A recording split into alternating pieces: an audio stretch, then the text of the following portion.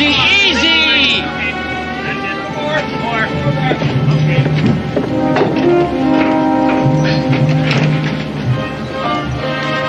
That wagon has to be dead center.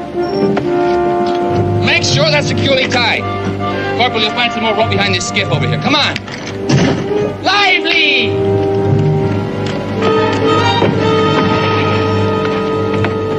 There it is, Daniel. Food, medicine, and ammunition. The difference between survival and total annihilation for Fort Courtney. Well, with any luck at all, we ought to be there in 3 days, Major. 2 days, Daniel. The fort can't possibly hold out more than another 48 hours. Major? The cargo's ready for loading, sir. Very good, Lieutenant. Proceed. Sir, there's one thing more. I'm sure there's been some mistake, but your adjutant just told me that I am to share my command in this mission with some woodsman by the name of Daniel Boone.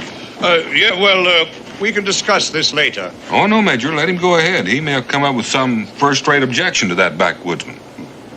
Lieutenant Nolan was only recently transferred here from the east, Daniel. Considering our short notice and all, he was the one officer available who'd had experience with boats. Sir, from what I've gathered, this being a strictly military operation. You called him Daniel, sir? Yes. This is your backwoodsman.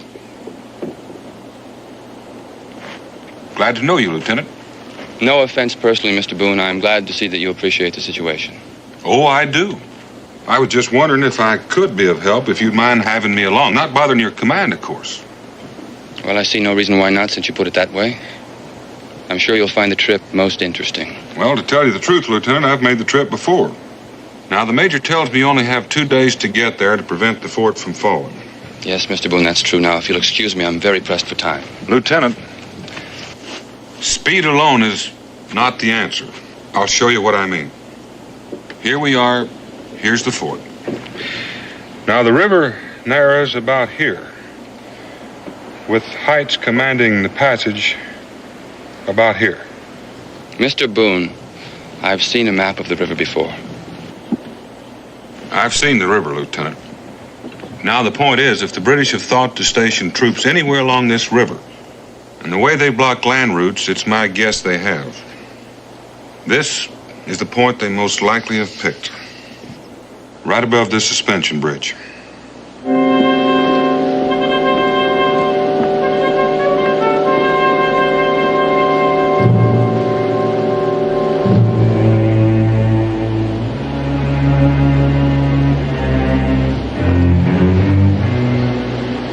One degree correction.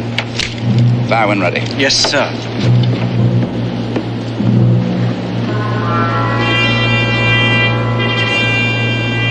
One degree correction. Fire!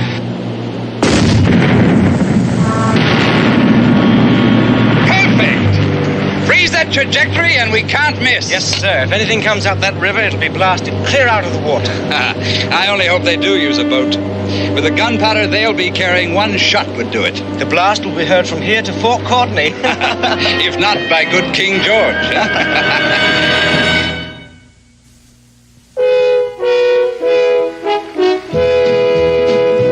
Daniel Boone, what a doer, what a dream comer, truer was he. From the coonskin cap on the top of old Dan to the heel of his rawhide shoe, the rippin'est, roaring'est, fighting'est man the frontier ever knew. Oh, Daniel Boone was a man, yes, a big man, with an eye like an eagle and as tall as a mountain was he. Oh, Daniel Boone was a man, yes, a big man, and he fought for America to make all Americans free. Daniel Boone was a doer, what a dream comer, truer was he. Daniel Boone, Daniel Boone.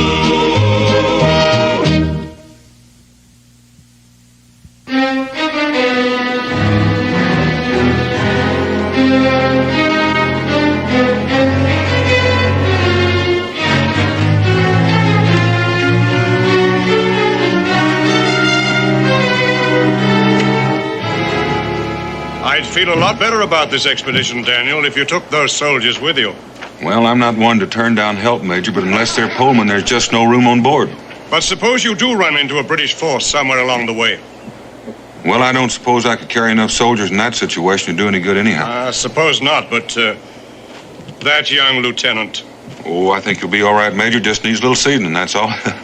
Gentlemen, the Army needs 5 men to pull that flatboat upriver. Unload, free ride back downstream with the current, 3 days in all. But I need very experienced polemen, because we've got to get there in a hurry. What's the rush, Sonny? Yeah, we ain't going nowhere. I'm on the hurry. You in a hurry, Barnes? I don't see that concerns you.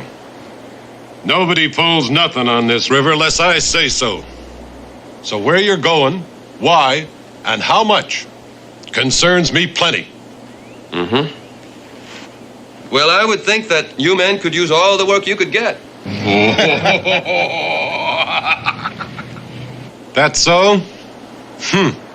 I'm still waiting for the answers, Sonny. With time running out, Lieutenant, I wouldn't think we could afford to be too choosy. Mr. Boone, I can't afford not to be. 1 man with character is worth 3 with none. It's amazing you found out so quickly. It's a matter of training, Mr. Boone. You take that man there, he could prove invaluable. He has leadership qualities, experience, spirit. It's pretty fair in the muscle, too. You. You're apparently the one to deal with. I'll need 4 men on the poles and 1 man on the sweep. In the first place, the name is Strunk. Mr. Strunk. All right, Mr. Strunk. You'll do for the sweep. And I'll leave it to you to choose the 4 best men in this lot. Just like that. Where to? How much? I don't think we should tell him where we're... Fort Courtney. And $20 a man. Go soak your head, Lieutenant. We ain't gonna make a trip like that for no 20. Wait a minute, Strong. Why don't you speak for your... Now you make that 30, and we'll think about it. The lieutenant can't afford $30. He was just about to tell you that. Now, if any of you men are interested in this offer, I suggest you start loading those supplies on the flatboat. We'll be shoving off here shortly. Mr. Boone. Wait a minute. Now, Mr. Strunk, you wouldn't want to keep your shipmates from earning a good, honest dollar, would you?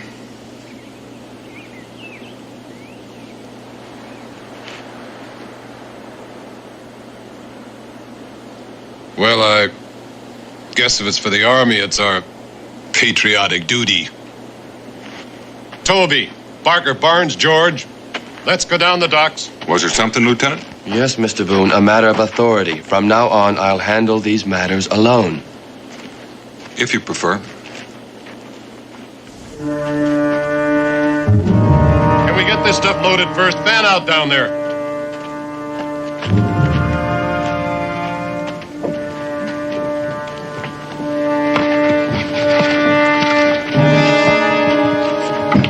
You get that stuff over there.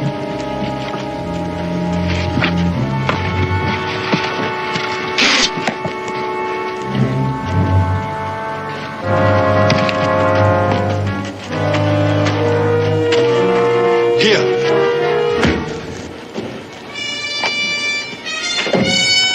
Very efficient, mon ami. Very good.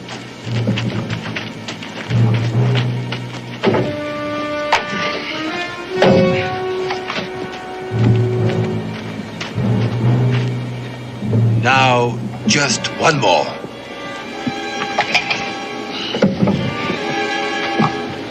What happened to Barker? So I go off down the street. Barnes. Tell Barker to get down here on the double, or I'll have to replace him.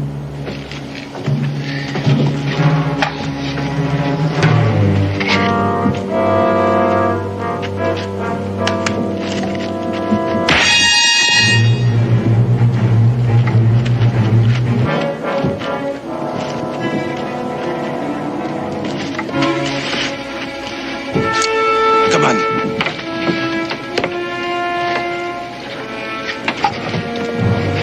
You, what are you doing here? That's all right. He's with me. Oh, he's with you. Off, both of you.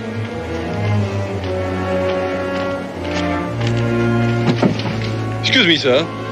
Are you perhaps the hire of a poleman for this boat? Nobody works here less than I say so. Now, get! Wait a minute. Go away. Strong. These two ain't part of my crew. Mr. Boone, if you please, I'll thank you to leave these matters to me. All right. Let's get one thing very clear and straight right now. If anybody is dissatisfied with money or conditions on this expedition, they can leave. No. Very well. Finish securing the cargo and get to your polling positions. Strunk, you on the sweep. You and you pull on the port side. You and you on the starboard. All right, hop to it. Like I said, a little seasoning. Mr. Boone, Thank you. I assure you I am quite capable of handling these matters alone. Some matters you are, Lieutenant. Is there some question, sir, concerning my command? Not in my mind, but for the sake of this mission, you'll take Daniel Boone's advice and you'll abide by it. If that means splitting your command, then consider it split. At my orders. Yes, sir. Hereafter, you will confine yourself to the operation of the boat, leaving all other concerns to him. Yes, sir. And in that connection, your boat appears to be ready. Yes, sir.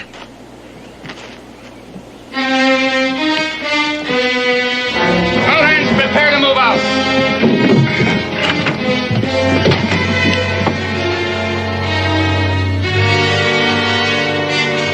Let's go forward. Let's go aft. Bring her back by starboard.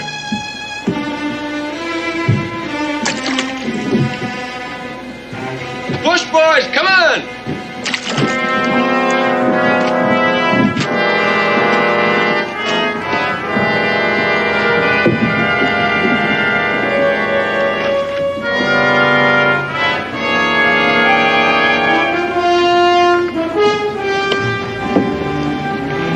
Pull the midstream. Starboard poles, heave. Well, it's easy to see you know your way around boats, Lieutenant. As the Major ordered, I'll perform my function and you will perform yours. I hope there'll be no difficulties between us. See a reason why there should be. I know a man's first command sometimes can be kind of a strain. The Major told you? This is your first? No, I just kind of figured that out. Pull the midstream, heave. You know, Lieutenant, one way to look at this might be that it's kind of a big opportunity. I do. And as long as we keep to our own divisions of responsibility, I won't be held liable for the mistakes of others. Now, I see what you mean.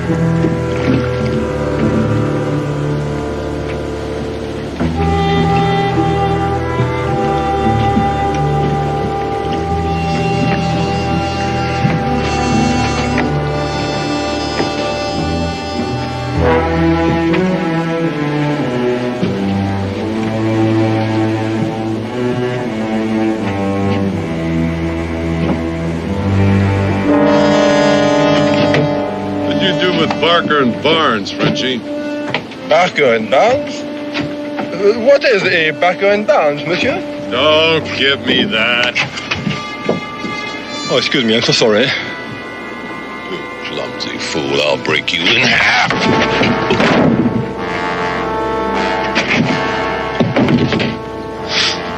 Would you perhaps enjoy a bit of sport, monsieur? This is an excellent weapon. Makes a good game, doesn't it? A game you want? Yes. Marbles, bumbledy peg. It's a boy's stick. It's a man's weapon. Mr. Strunk, what are you doing? Back on that sweep before we go aground. You're right.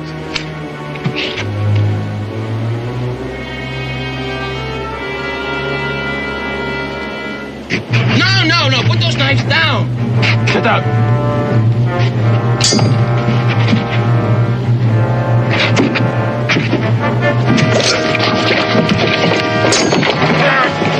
All right, Legrand. Now show him your specialty. I'll be delighted to.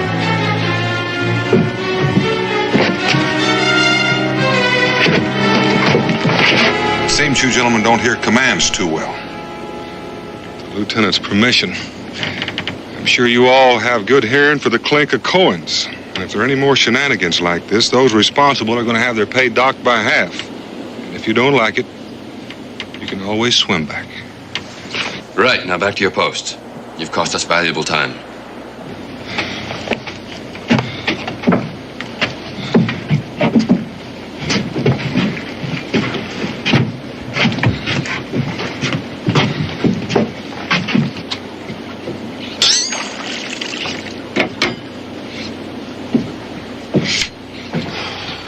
They're spirited men, Mr. Boone. It would be helpful if you could keep an eye on them. Bit early to be looking for the British, isn't it? Well, the British control all the territory along the river. One lookout anywhere along the river reporting our presence could mean the end of our mission.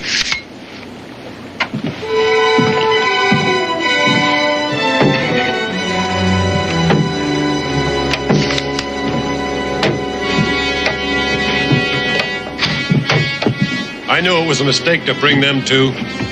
It was a mistake for you, Strong. You'll be shown for the blowhard that you are. Listen to the braggart. He can't even buckle his shoes without the help of a sidekick. You better pay attention to your job, Strong. We run into those logs down there, we'll all end up in the river.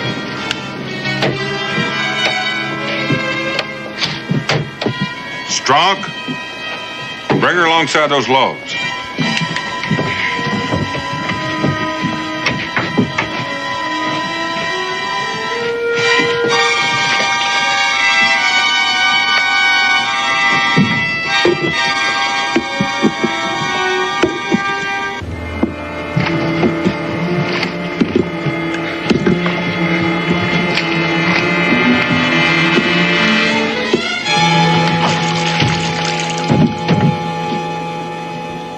That log was blasted by a cannonball.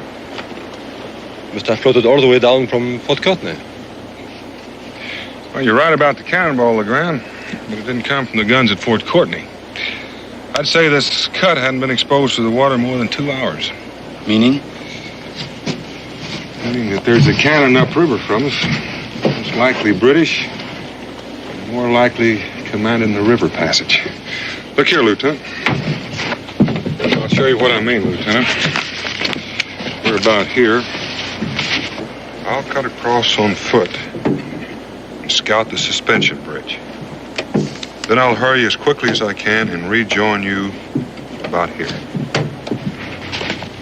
And if you're not at that point by the time we arrive, you expect me to wait? That's right, Lieutenant. Mr. Boone, I can't afford any delays. We can afford to be blown out of the water by British cannon even less. Now listen, that part of this mission is my command, and my orders are to proceed as quickly as possible and without interruptions. I have orders too, Lieutenant, and certainly one of them will be to prevent this from becoming a suicide mission. But what do you expect to gain? If there is a British cannon waiting for us, what can we do about it? We still have to try to push through. No, Mr. Boone, I'm sorry, I cannot. Now, Lieutenant, I don't know what, if anything, I can do until I have a look. Now, in the meantime, despite these buckskins, I think you ought to know I hold the rank of Lieutenant Colonel. I'm ordering you to wait at that curve of the river until I get there. Hold up on the pole!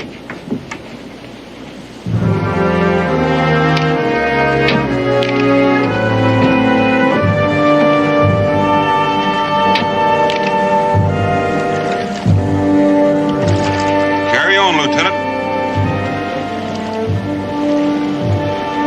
All hands, start pulling.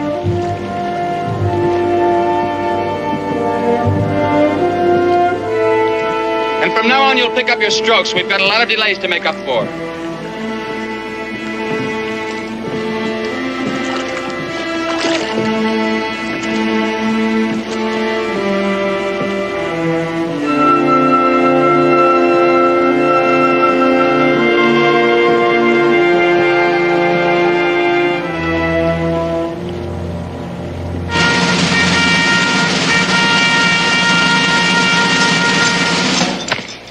Captain, I want you to double the sentries tonight. Yes, sir. And put a 24-hour watch on the bridge. It'll be a bright moon tonight. No chance of any boat getting past us if we're alert. Yes, sir. Sergeant, double all sentries tonight. Sir? Dismiss!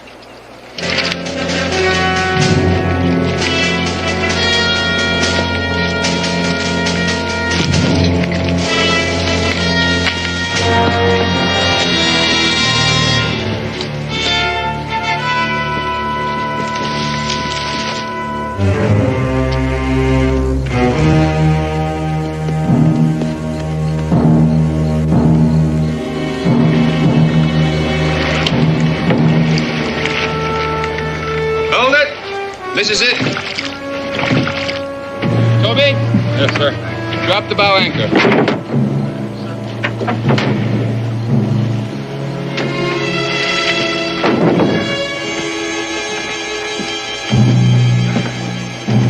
Rest your poles, men. You can break out some food while you're waiting. About time. Cherokee. Yeah.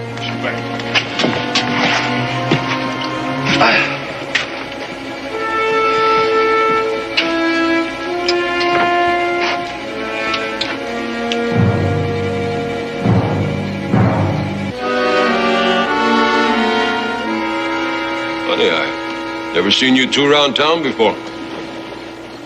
Well, we're just passing through. We come from south of here. Peculiar place must be. All wear them bracelets around their ankles?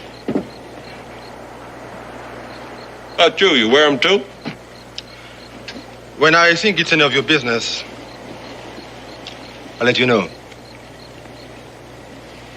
I won't say I never seen any bracelets like them before. They're usually attached to chains. Of course, chains could be hacked off if need be. You know something? You do an awful lot of talking for a man that's so outnumbered. Lieutenant! What's the trouble, Mr. Strong? How long are we gonna have to sit here on this rotten scow? Until I tell you to move it.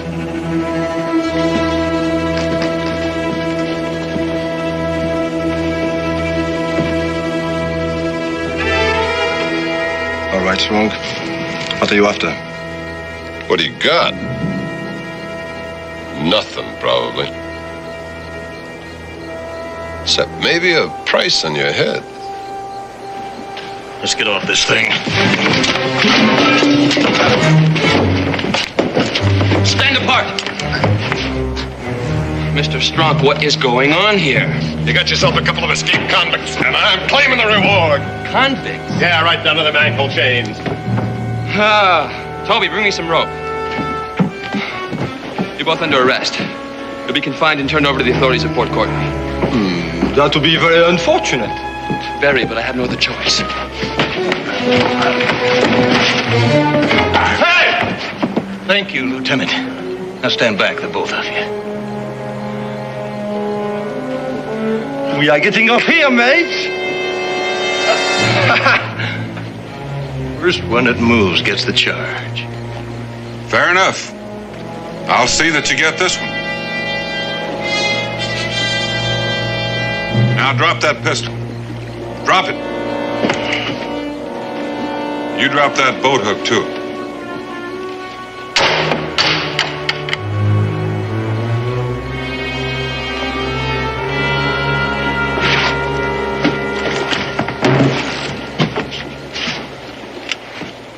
Escaped criminals, Mr. Boone. If I hadn't been so bullheaded. It's lucky I got back when I did. We're gonna need all hands. You mean you intend to allow these two to continue on our expedition? Lieutenant, we don't have any choice. I'm gonna need their help. Their help? I found the British, a whole passel of them camped out above that suspension bridge and the cannon. Grab 2 shovels, about 30 feet of that line, and a keg of powder. You two are going with me. Good riddance. These men are escaped convicts, Mr. Boone. Dangerous men. They'll try to kill you and escape the first chance they get. Yeah, I expect they will, but I'll just have to see that they don't get the chance. Why don't you swap with me? Your pistol will be handier for climbing. You have a plan? Sort of. This will leave you with only 2 pole men and Stronk, which means you'll be able to travel about half speed. I reckon you can get to the bridge about dawn. That ought to give me enough time to fix that cannon so it won't blow you out of the water when you try to run past. Monsieur Boone, we are going where? We're going to pay the Redcoats a visit. That's dangerous. I reckon it'll hold your interest. You cannot force us to go. That's right. I can chain you to the wagon. But if you come with me, you figure you'll have a chance to escape, so I reckon you'll come. Monsieur Boone, I am going to regret killing you. Your apology is appreciated. Now let's get started. Very well.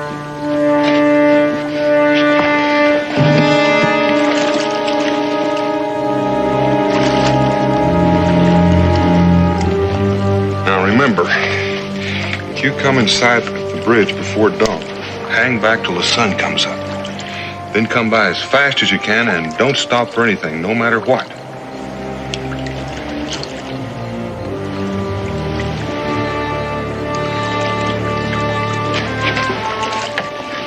I can count on you, can't I? No matter what, Mr. Boone. My friends call me Daniel. Mine call me Bo.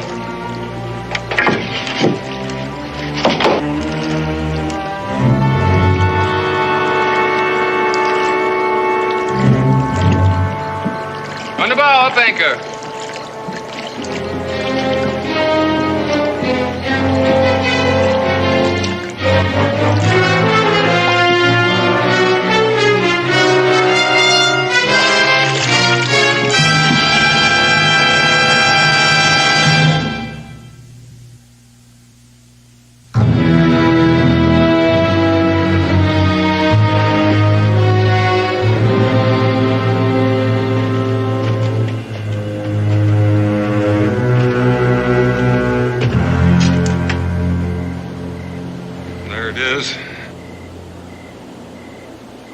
That's the way we're going to get there.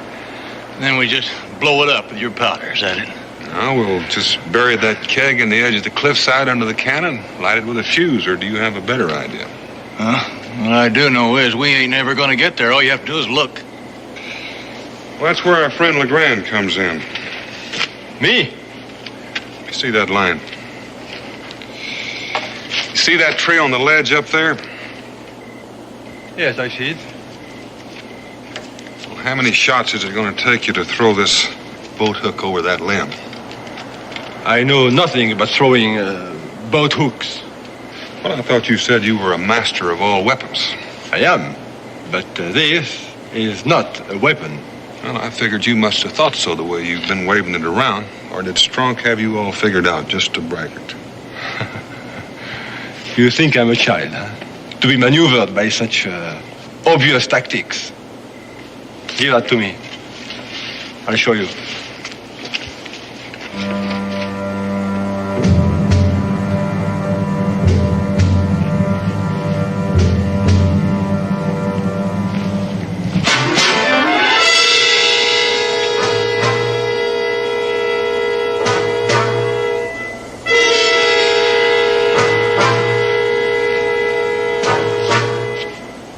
Well?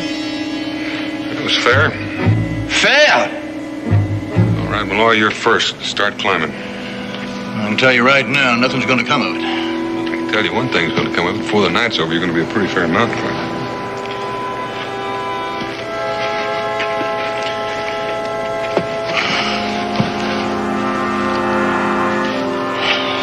First chance I get, he's dead. You better be quick or I'll get him first. You can argue about that later. Climb.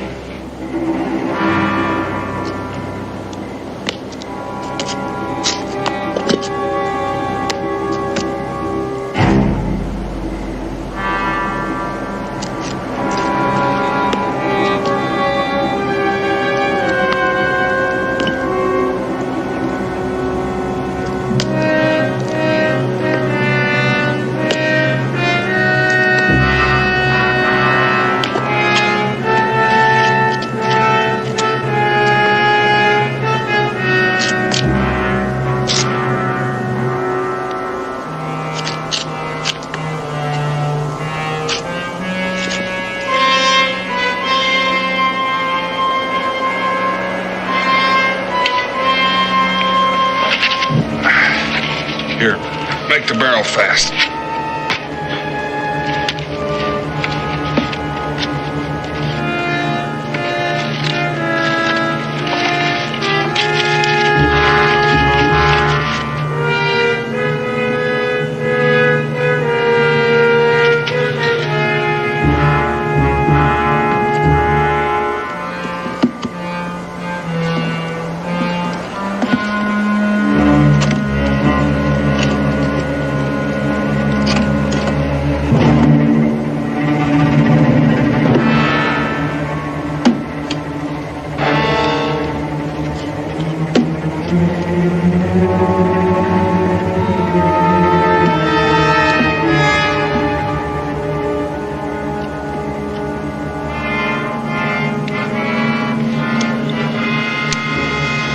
You're next. Well, here we go.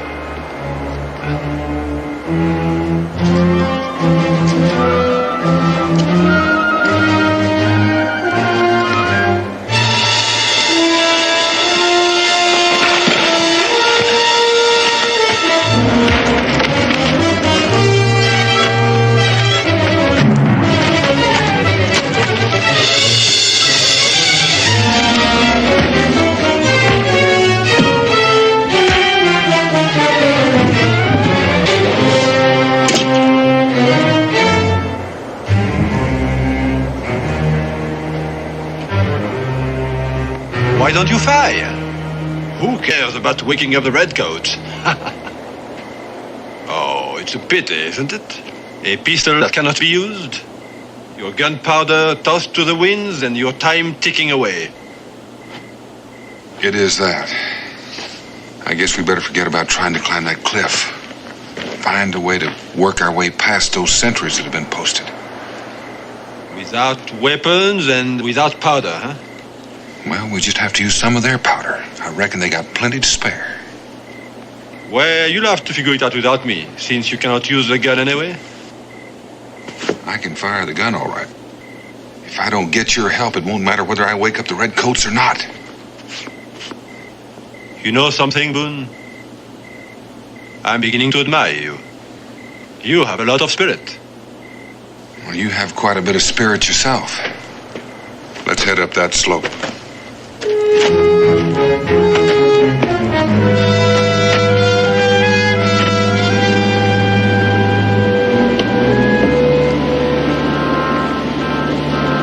This is as far as we go. Toby, drop that anchor.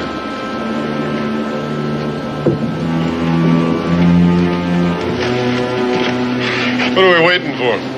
Dawn, as Mr. Boone instructed. Then we go poling past that cannon in broad daylight? That's right, Mr. Strunk. Not with me on board. With everybody on board, Mr. Strunk.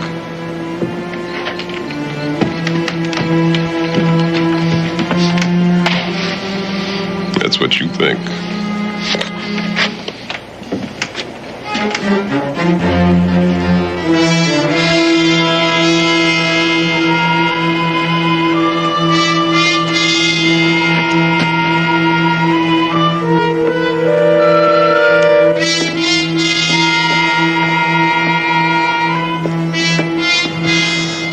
We're going to get shot for nothing. We haven't a chance of getting that cannon. See? Shots are coming from the garrison, all right, but they're not shooting at us. Let's keep going. What's the meaning of this? Who's firing? Caught him in the brush, sir. Keep your hands up. Serve you right if you had hit me, you blundering oafs. Man trying to do you a favor. Mind your speech, sir, and state your business, or favor, as you call it. Well, fact is, it's a bit of both. Business for me, favor for you. But I'll do my talking to your officer in charge. You are talking to him. Which I could do a lot better not being treated like some low-down prisoner.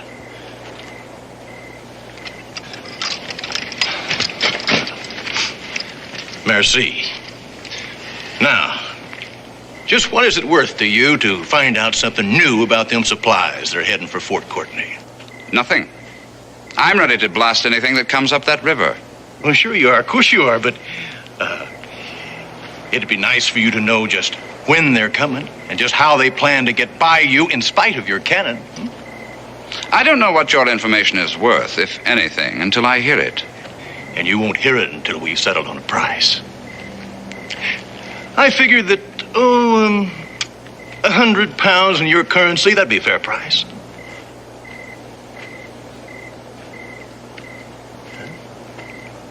Well, while you're making up your mind, he'll come in here and knock your cannon out.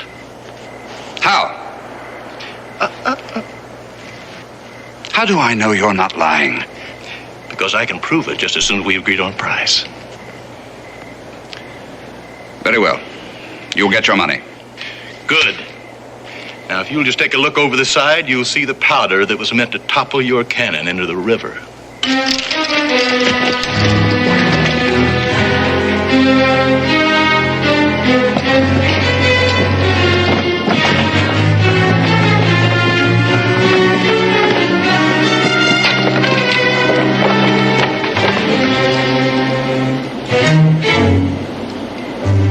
Looks like a keg of powder, all right, sir. Splintered, but nothing else.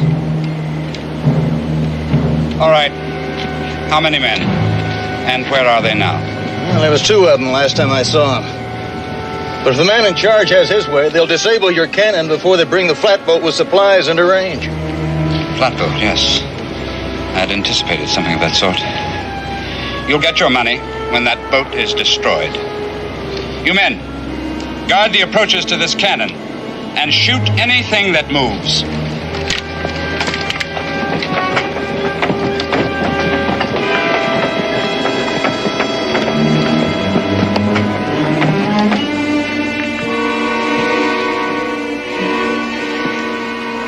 Either we move out right now or I'm going to take me a swim. Strunk, we move in no direction till sunup. You take one step for that side and I'll blow your brains out. The way you handle that seems more like a gun for Boone than for you. Mr. Strunk, once I pull this trigger, I doubt if you could tell the difference.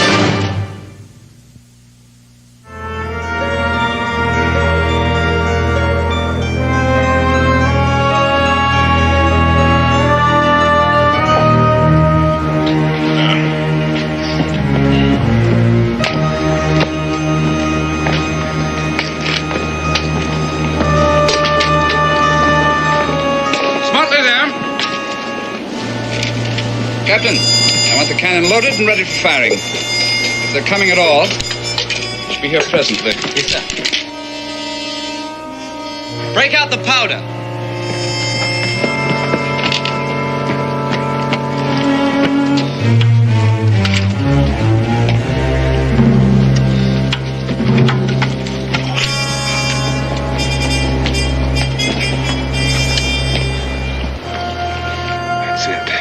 It's the cave. That's right. Now we know where the powder is. How can we get there? What we need's another uniform.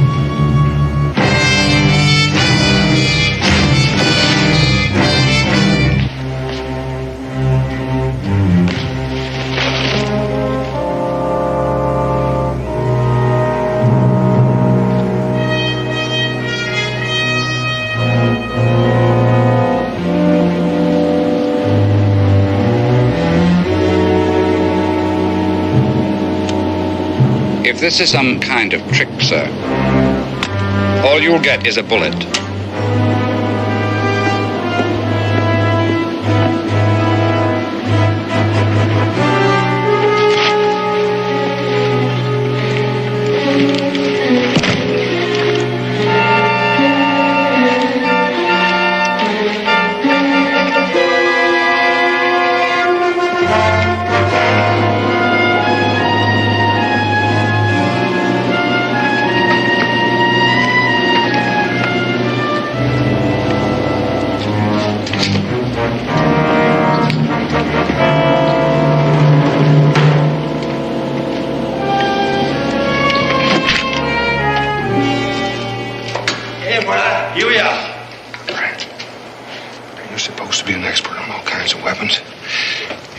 What would happen if we set off all this powder? A shallow cave like this, the blast would level everything on the outside for quite a distance. That cannon is lined up directly in the mouth of the cave. Yes, but there is first the matter of setting off the explosion without including ourselves in the blast.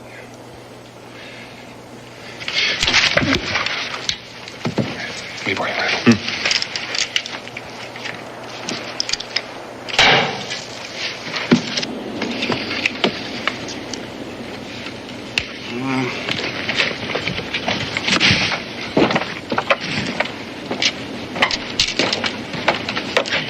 Patience, Colonel, patience. She's got a stripe-happy West Pointer for a captain. He'll get her here if he has to push her.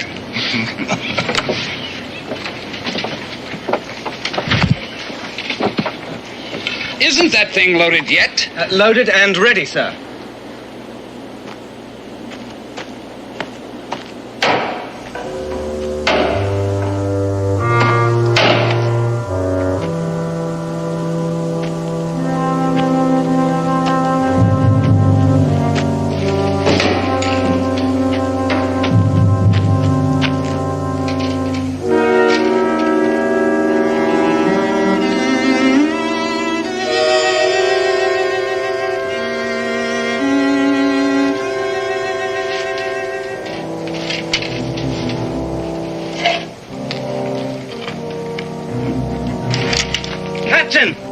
The boat! It's coming!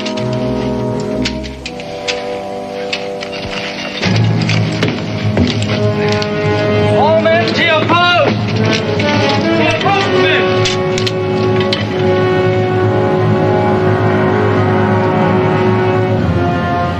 She's here!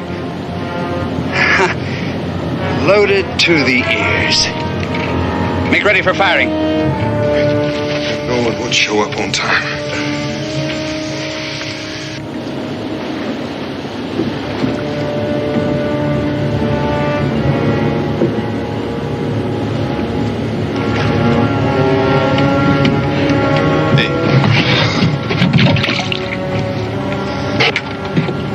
Looks like you're the man. He trusts you. So belt him. Get that gun. I don't want to have anything to do with this. You will if you don't want your head split in about 30 yards. He's just a boy. He's just a lad. He ain't worth 3 of us. As if you're still around to be counted now.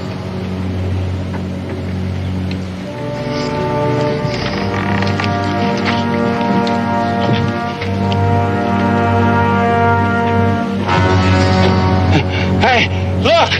It's the British cannon.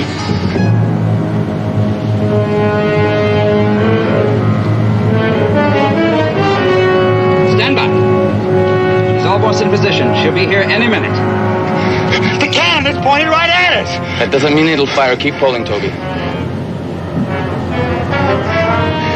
Get on with your work, Toby. Strong. Move.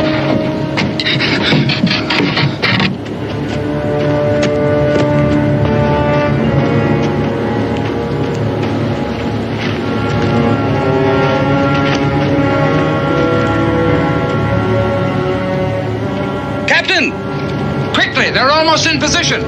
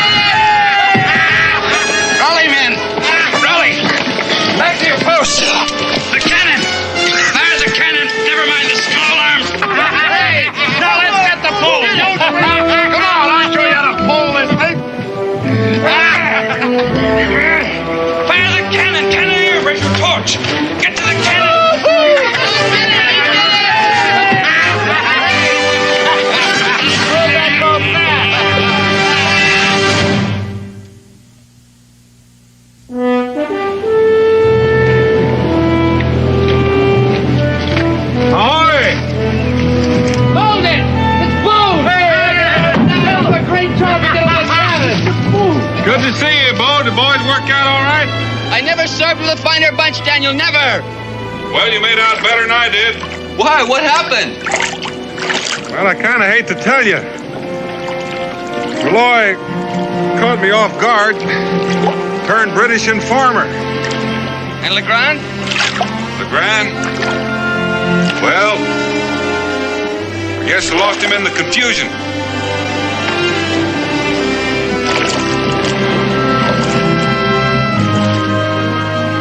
The important thing, Bo, is we're going to get those supplies to Fort Courtney on time, right? Right, Daniel.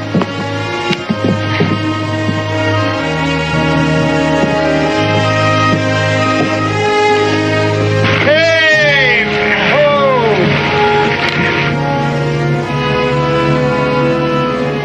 Bon voyage, gentlemen.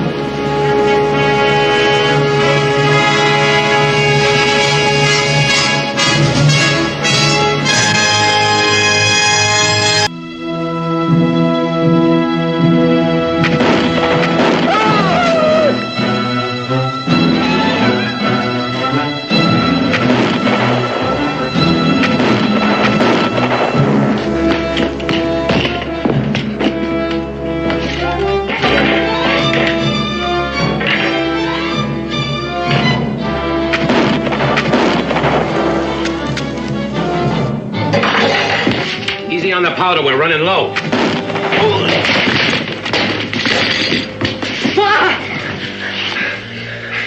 Your mother's valuables. Quickly.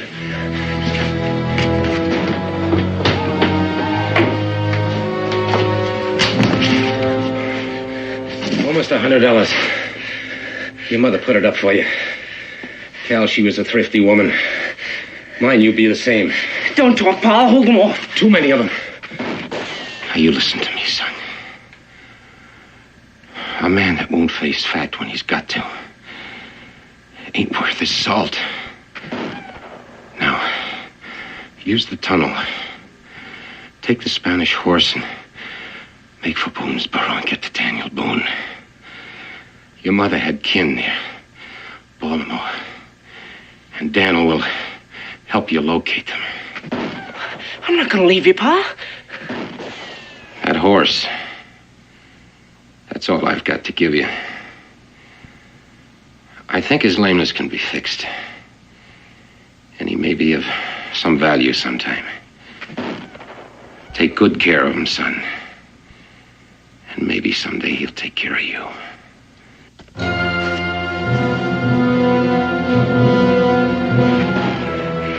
Son, we've had our times together. Now get out of here while you still have a chance. Get going. Come on, boy. Get going.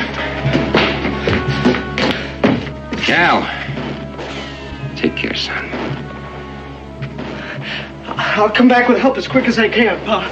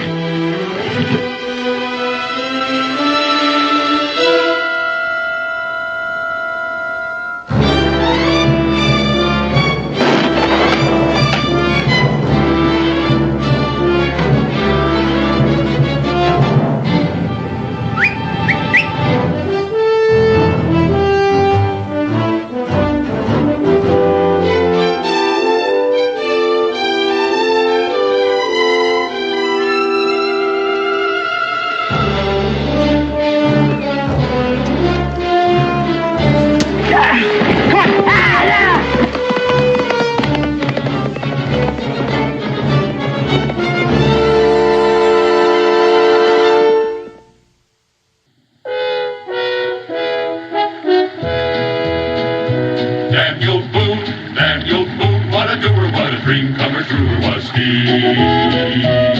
From the coonskin cap on the top of old Dan to the heel of his rawhide shoe, the ripin'est, roarin'est, fightin'est man the frontier ever knew. Oh, Daniel Boone was a man, yes, a big man, with an eye like an eagle and as tall as a mountain was he. Oh, Daniel Boone was a man, yes, a big man, and he fought for America to make all Americans free. Daniel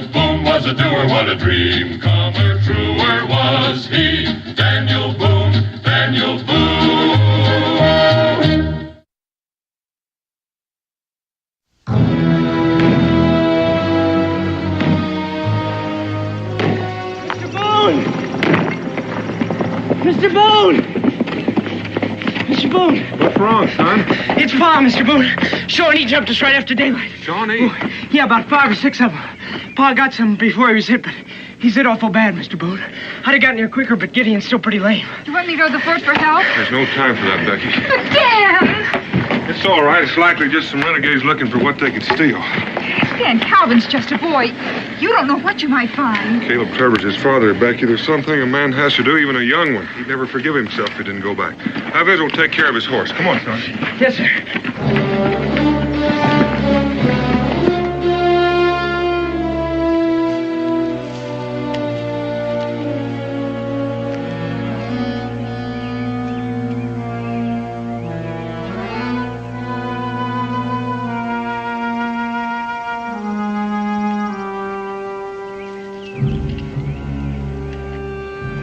Stay here, Cal.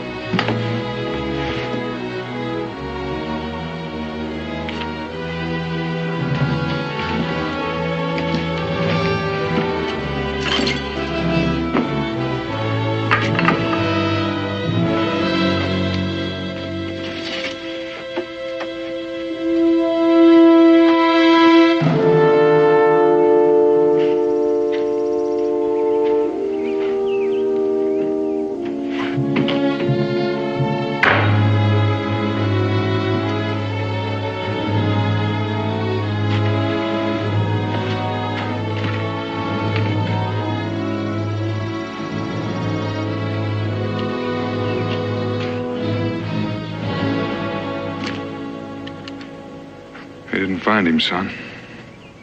He made it to your tunnel somehow. He's dead?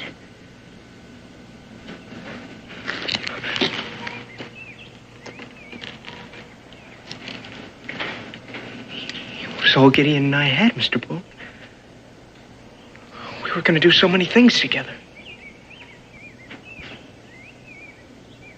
I shouldn't have left him. Cal.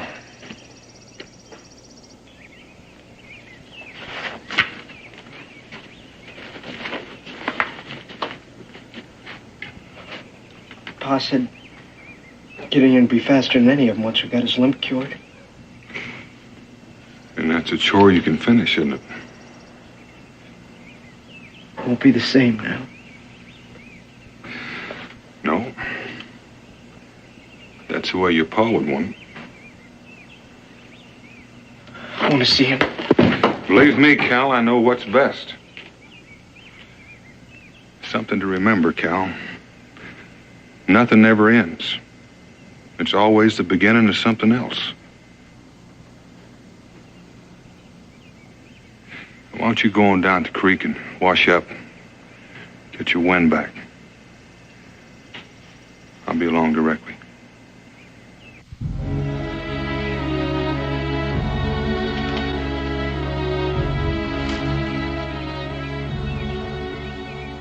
Mr. Boone. He always set store by the shade of that big old tree over there.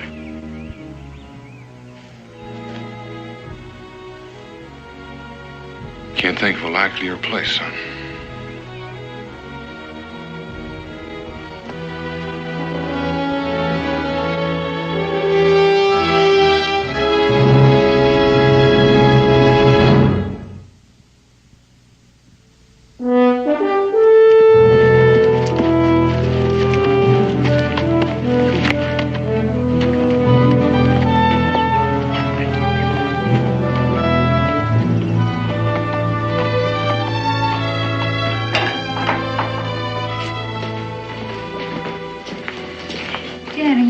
Those letters. Well, I'm almost done. Think you'll be able to locate Calvin's folks? Caleb Trevor didn't leave much to go on. I doubt if he heard much from his wife's people after she died. And they may be a little difficult to locate after all this time. I'm worried about that boy, Dan. I was thinking, if you say so, we can keep him here with us. We could, and we will, if it comes to that. But he needs his own kin, his own blood. He needs to belong. There's no way we can give him that. Just concerned about him, that's all. You know, if I'd give you leave, you'd mother the whole world, Becky Boone. Now, don't worry about Calvin. He'll make his own way. And that's best. Gideon, come on. You gotta try. You gotta put your weight on it. You're favoring it too much, boy. Now, come on. Come on.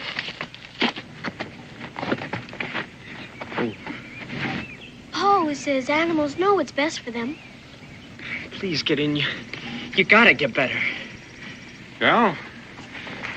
That's the finest looking horse we've seen in these parts. He'll be the fastest, too, in the whole country once that leg of his mends. Well, I reckon he would be if all four legs were sound.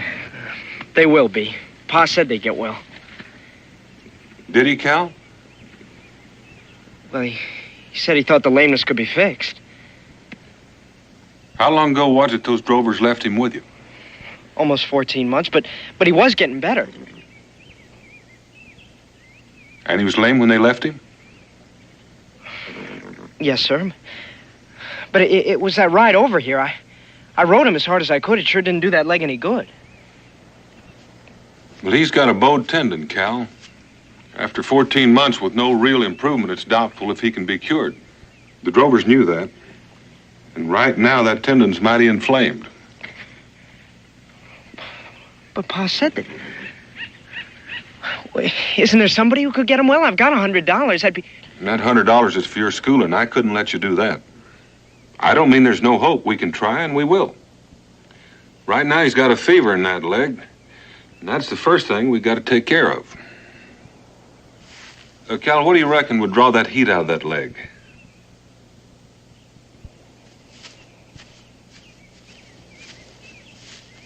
Do you think his leg can be fixed, Pa? Well, we can try, Israel. Cal's got all of his hopes wrapped up in this horse. Anything I can do to help? Yes.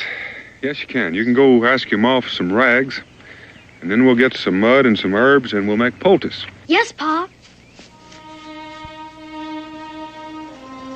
I've got to tell you, Cal, the chances are pretty slim. I think you ought to face that now. Yes, sir. What'll happen to him, Mr. Boone, if he can't be cured? I mean, will we have to do what they do to horses when they break a leg? There's no point in worrying about that now.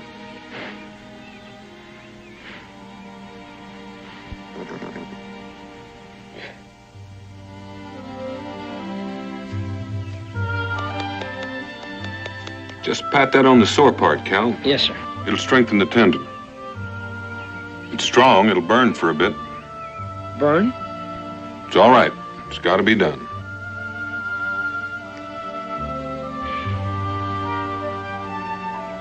It's going to need a little exercise to keep him stiffening up. A little more each day until he gets his strength back in that leg. Yes, sir. Well, you want first, Israel? We're gonna make him the fastest horse in Kentucky, the Virginia, and the Carolinas, too. Well, like your pa says, we're sure gonna try.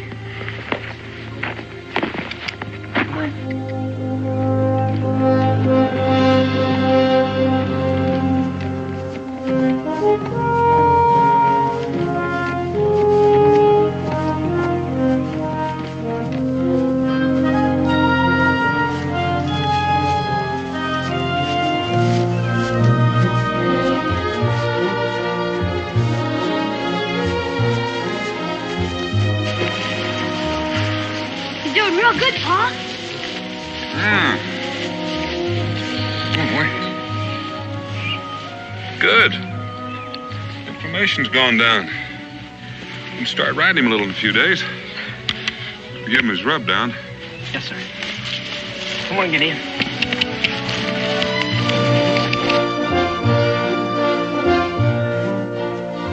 Oh, Gideon. Sure seems like he wants to go. Think we can let him out a little bit more? No, not until your pa's really sure that leg is healed. Now, come on, it's my turn.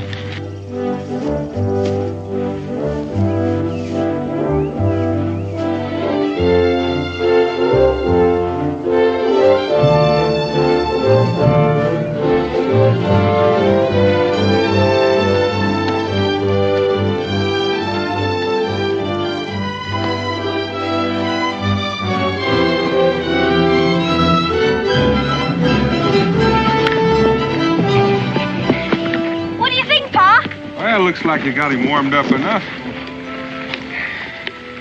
Let's take a look. See if all that work paid off. What do you think, Cal? Looks good. Yeah. How is it? Sound as a dollar. You sure? See what he'll do. I'll give you a mark, Cal.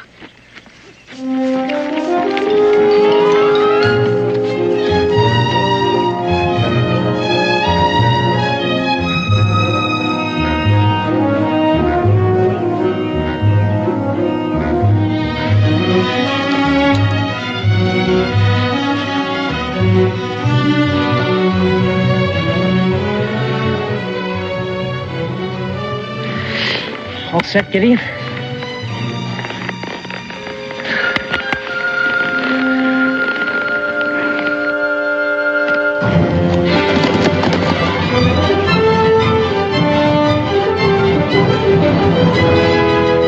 Come on, Cal. Come on. Come on, Gideon. Come on, go. Go, Gideon. Come on. Come on. Atta boy, Gideon. Come on, come on. You know, Dan, another time in another place, you might have been a real sport. Yeah, might at that. It's quite a bit of horse for that boy. Calvin's quite a boy. And you did a proper job on that animal's leg. Yeah, if it holds up, you can't tell about one of those things. But you put it to the test. Oh, I almost forgot. Cincinnatus gave me this as I was leaving the fort. Came in on a trader's wagon. Come on, Cal. Come on, Gideon. Come on. Come on, Cal. Try it out. Come on. Cal! Israel! Cal!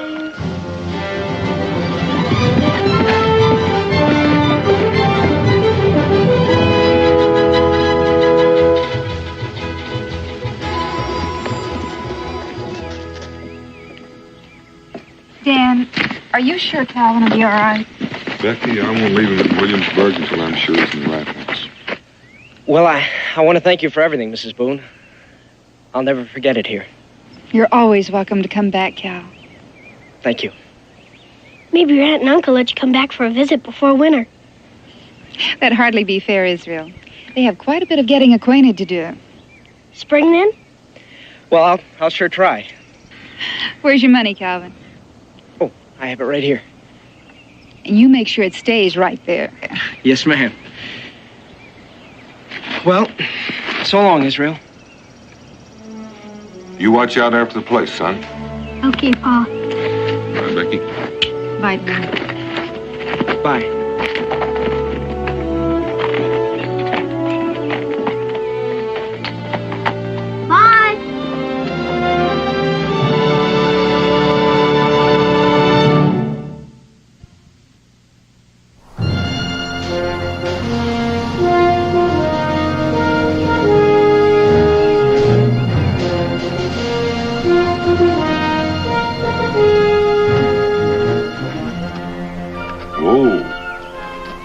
We may be here 2 or 3 days, Cal. Long enough to find somebody fit for you to travel the rest of the way with. How would it strike you to sleep in a real bed tonight? It'd strike me fine. And, no fault to your camp doing, Mr. Boone, but a kitchen-cooked meal go pretty good right now. I think we passed a stable back there. Why don't you see to Gideon and I'll go find the landlord? Thank you.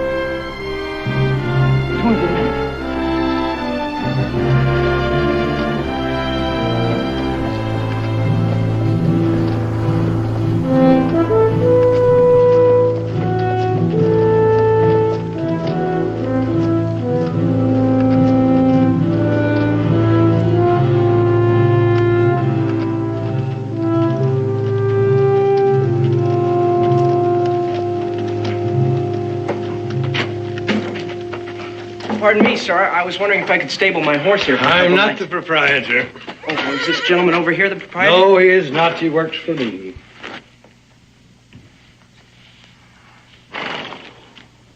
Is there a racetrack around here? Look, boy, we're busy here. Why don't you run along? Mr. Landers. Well, You interested in racing your horse, boy? From the looks of the animal, I'd guess the answer was yes.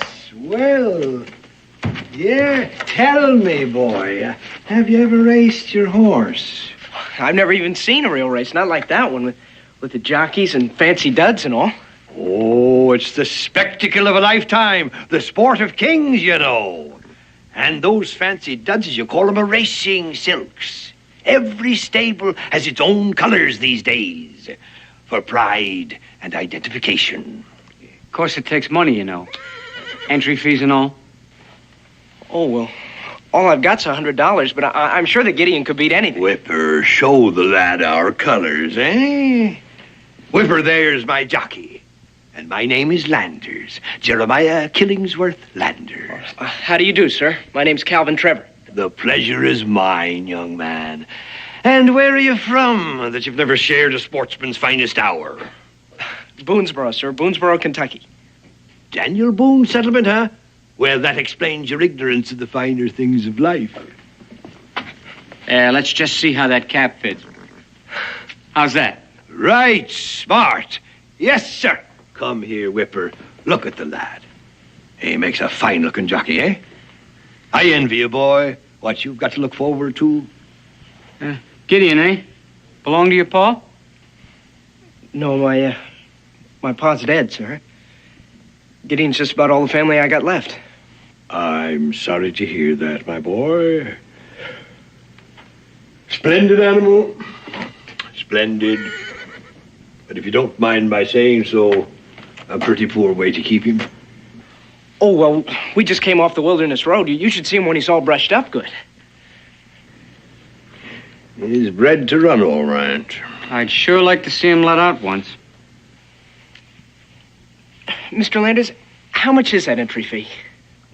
Now, you don't want to waste your money on a gamble like that, my boy. He's a fine-looking horse, sure, but it takes more than looks to win a purse, you know.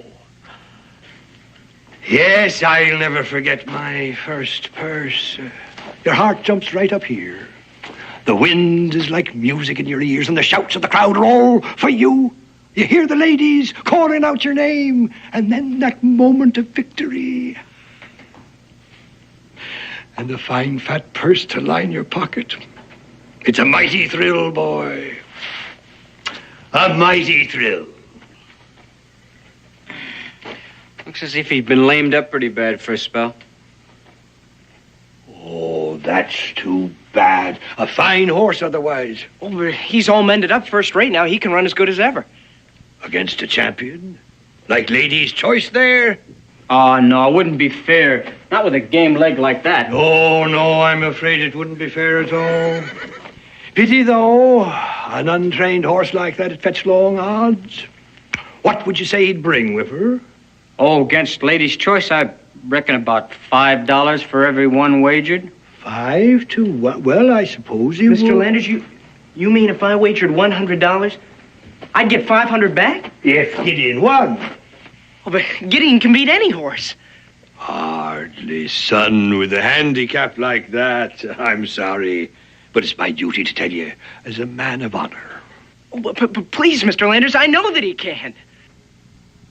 Well, now I must say I admire your spirit and your confidence. If you're that determined, I hardly have any choice, do I? Whipper, give the Spanish barb of young Master Trevor's a rub down at an extra bait of grain. Calvin, you step this way, and we'll just attend to the details.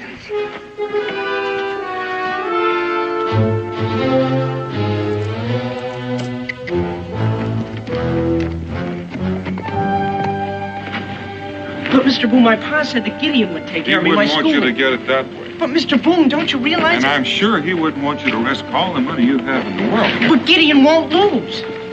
Cal, you've never even seen Lander's horse race, and chances are you've never seen a horse race. And yet you're willing to put yourself up against a man whose business is horse racing. Please, Mr. Boone, I don't think I've been cheated. I was the one who wanted to race.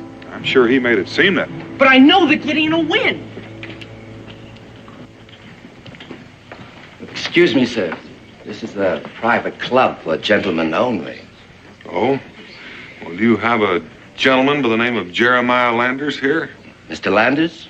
Who shall I say wants to see Mr. Landers? There he is. Mr. Landers? Well, friends of mine, O'Connell, what can I do for you, young man? Mr. Daniel Boone, Mr. Landers. The famous frontiersman, Mr. Boone. It is a pleasure. Well, that remains to be seen. You are the gentleman that enticed this boy into wagering every penny he has, aren't you? Mr. Boone, I beg your pardon, but those are harsh words. Just plain talk, Mr. Landers. Did Calvin tell you I enticed him? No, but as a matter of fact. And since you weren't present, you're making a total assumption. The wager was made in good faith, Mr. Boone, on both sides. At the young man's insistence, I was scrupulous about that. Oh, I'm sure you were, Mr. Landers. I know your kind. You dangle the bait in front of a fish, and when he bites, it's his idea. I resent your tone and your implications, Boone. I don't blame you. Now, are you going to return this boy's money, or are you? You mind your manners, mister. Boone, I fail to see how any of this concerns you.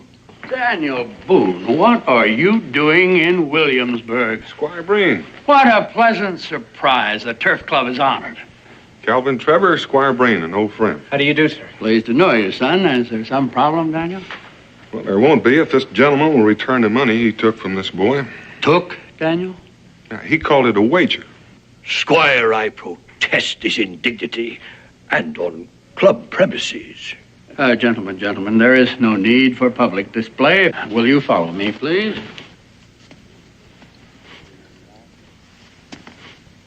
Would you excuse us, please? We have a private matter to discuss. Certainly. Thank you. Would you close the door, please?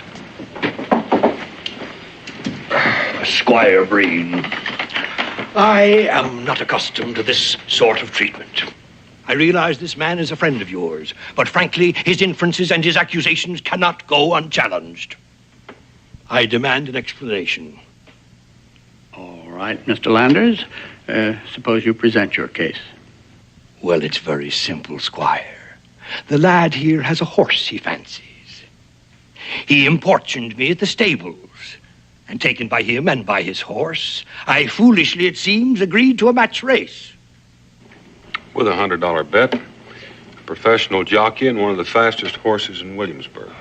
At 5-1 of my own money, Boone, show me anything wrong in that. If Mr. Landers is guilty of anything dishonest or dishonorable, the Turf Committee is empowered to permanently bar him and his horses from every racetrack in the country. He will never race again. You do own the horse, son? Yes, sir. You understand the wager with Mr. Landers? You made it willingly? Yes, sir. You see, some kinfolk near Baltimore offered to take me in. And, well, I reckon they're on kind of hard times. Leastways, they couldn't come and fetch me after my pa died. Yes, go on. Well, I had this $100, and it didn't seem like much for anybody with an extra mouth to feed. But $600 now, that seemed more like a fair amount. Maybe get me some schooling, too. You see, Squire, Calvin has never ridden in a race before. His horse is untrained. That horse and the $100 is everything this boy has in the world. He did make the wager, Daniel, and he is a free agent. You understood the risk? Oh, yes, sir.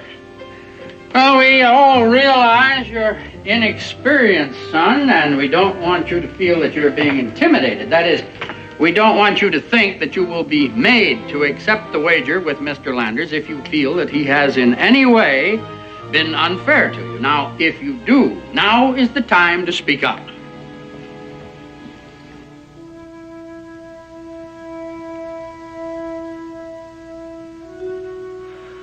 I reckon you'll hold it against me if I say I want to go ahead.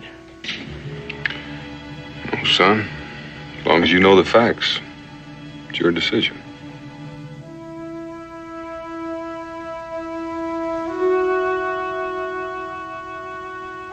I want to race, sir. Spoken like a sportsman.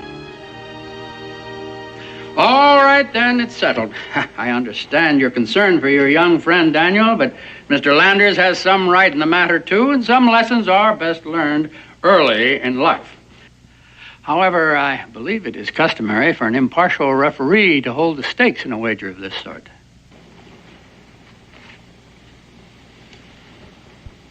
You do intend to cover, do you not, Mr. Landers? Indeed I do, Squire. And at 5 to 1. Just a minute, Squire. As long as we have to have this race, it seems to me that odds of 5 to 1 against an inexperienced rider and an untrained horse are rather unfair. Valid point, Mr. Boone. I think 8 to 1 would be proper in the circumstances. Don't you agree, Mr. Landers? The race will be run on the meadow on my property. Any objections, Mr. Landers? Not for me, sir. Will 9 o'clock in the morning be acceptable to both parties? Suits me fine. Yes, sir. Then it is settled. Grateful for your interest, Squire.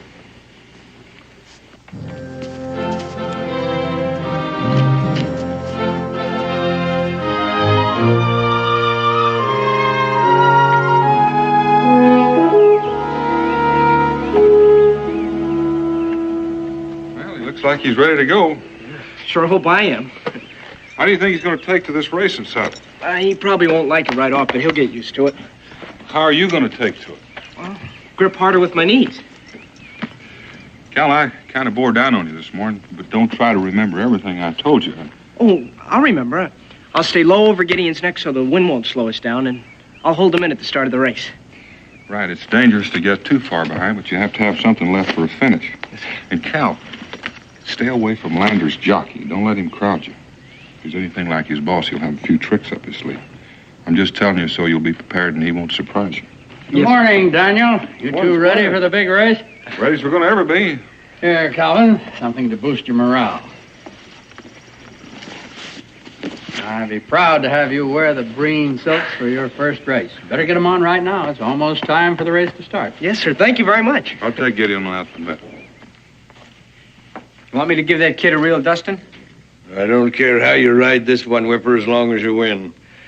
I can't wait to see the look on that big backwoodsman's face when the bar's foreleg gives way.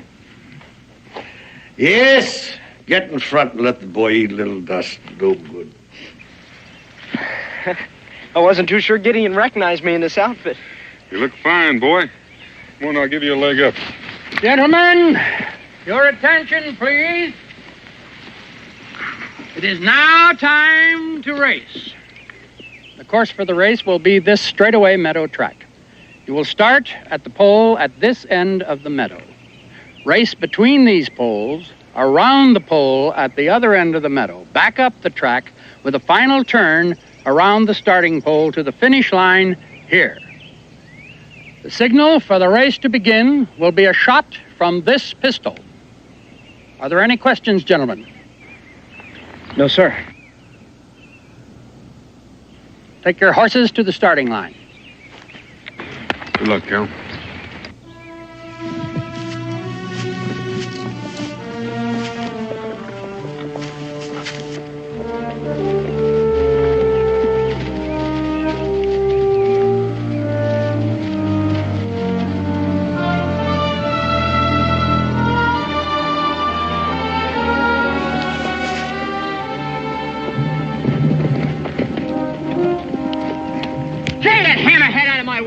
Keep that whip to yourself, will you? Gideon's never been touched. It's about time he learned a few things, kid. It's about time you learned a few things, too.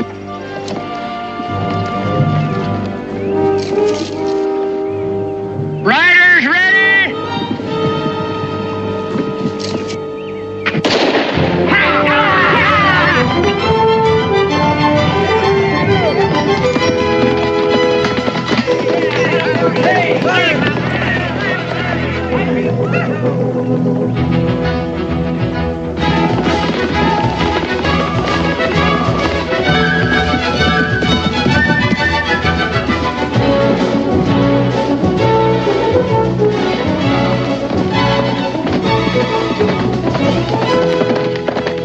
a good teacher, Daniel. That boy can ride. Now it's up to the horse.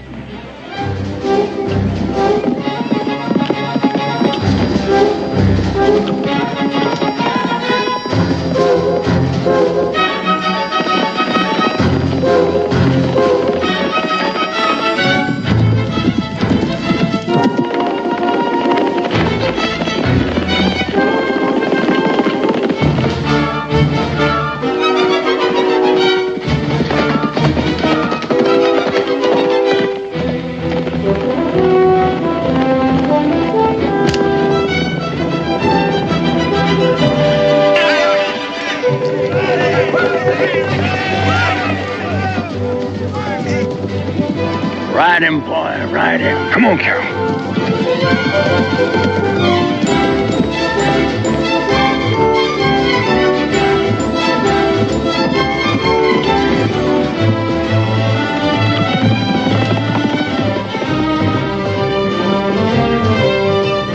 Come on, Carol.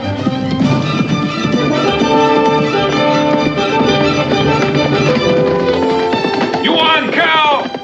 You won, boy! You won, Squire!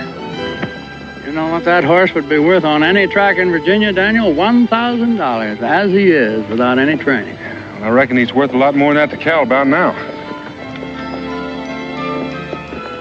He did it, Mr. Boone. He did it easy. The two of you did, Cal. Splendid ride, son. Splendid. Mr. Landis.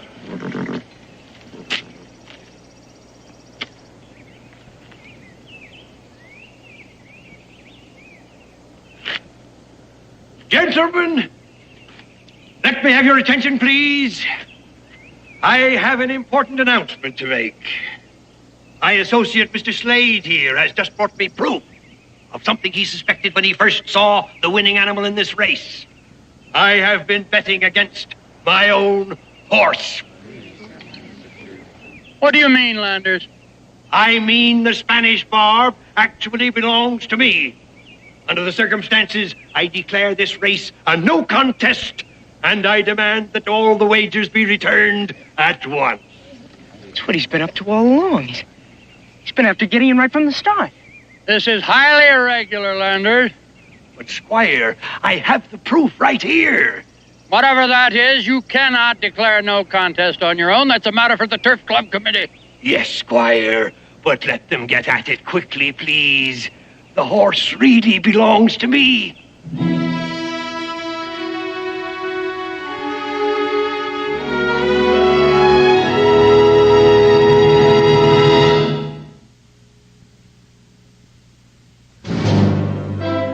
Certainly appreciate the time, Squire. This may not be as simple as it seems on the surface. That's exactly why we organized the club, Daniel.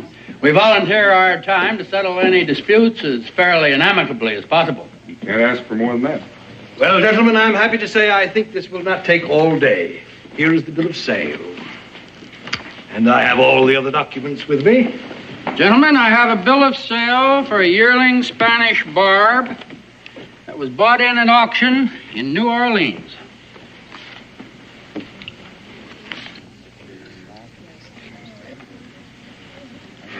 Description and date match. And here is the entry in the diary I make my men keep when they're away on business for me.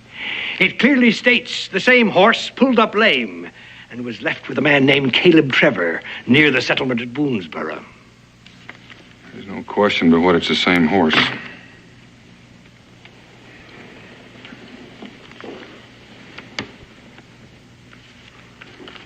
Thank you. Now that's settled, we'll take possession of the horse. Hold on a minute, Landers.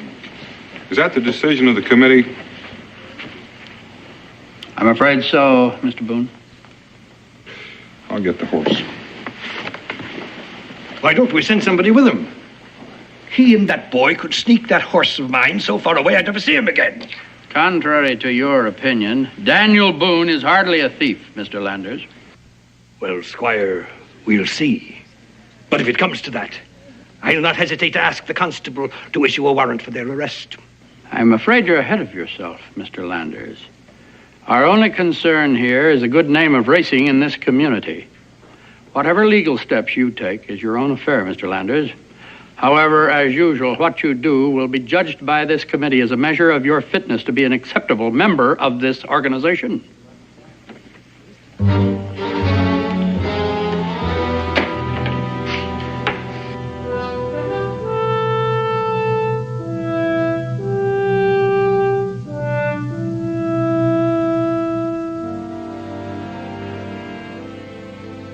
I knew you'd outrun that horse, Gideon. Pa was right. And now that I want to take you away from me. It's not fair. You're my horse. You belong to me.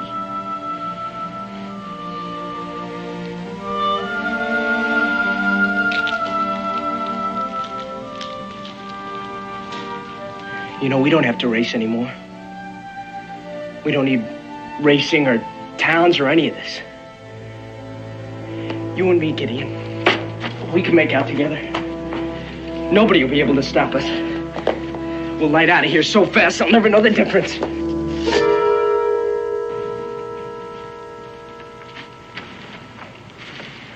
I never figured you'd run from trouble. I'm not going to let them have Gideon. Cal, you were called upon to become a man real early in life. You've done a real good job up to now. I don't care what that Mr. Landers says. Gideon doesn't belong to him. When those drovers left him with Pa and me, they gave up claim to him. And now that he's sound again, it's just not fair. Maybe not. All of what you say is true, Cal. But Landers has a legal claim on that horse.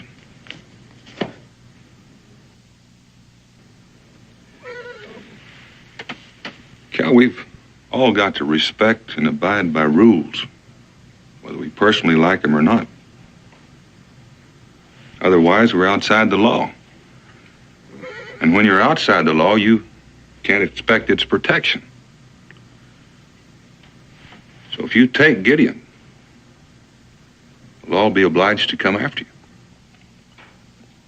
Mr. Boone, I just can't give him up. My pa said for me to hold on to him. I knew your pa, Cal. I'm sure he said a lot of things that might help at a time like this.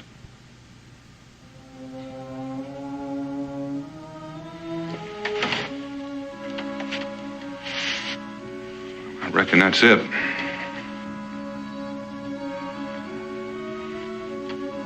I'm sorry you feel that way, Cal. Mr. Boone?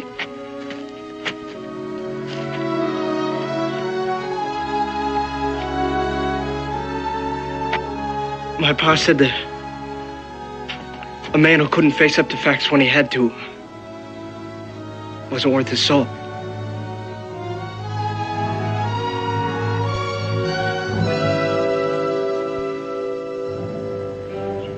Mr. Landers? They're coming. Boone and the boy.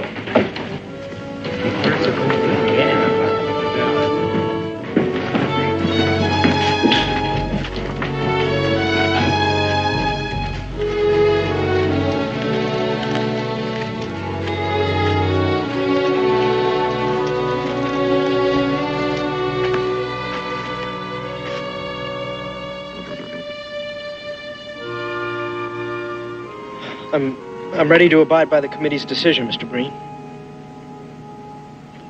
All right, son. Whipper? Take care of the barb. Goodbye, Gideon.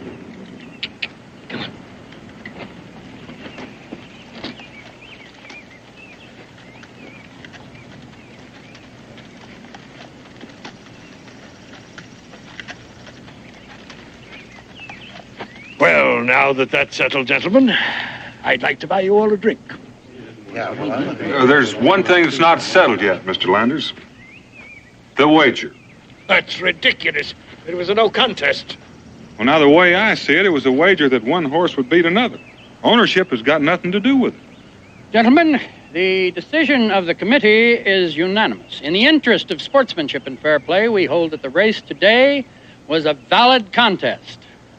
And the wagers staked shall now be the property of Master Calvin Trevor. Squire free.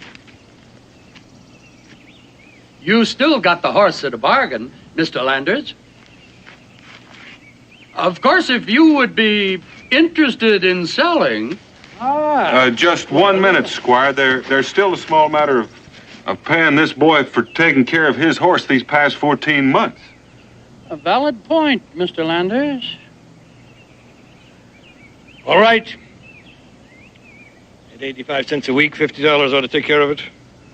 That may be the going rate in Williamsburg, but it's different in Kentucky. Now, just a minute.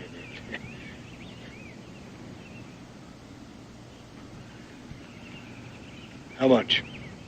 Well, you've got to remember, Mr. Landers, that Kentucky has the finest grass in the country for horses. And then there was a lot of doctrine, medicine, special care, training. How much? And you can't forget that this boy brought your horse cross country. There's got to be a transportation How charge. much? Well, I'm not very good at figuring, but say $20 a week, board and care. $20 a week? And $100 for transportation. $100. Then there's medicine and then doctrine. I think $1,500 might be acceptable to Mr. Trevor. Would that be all right, Cal?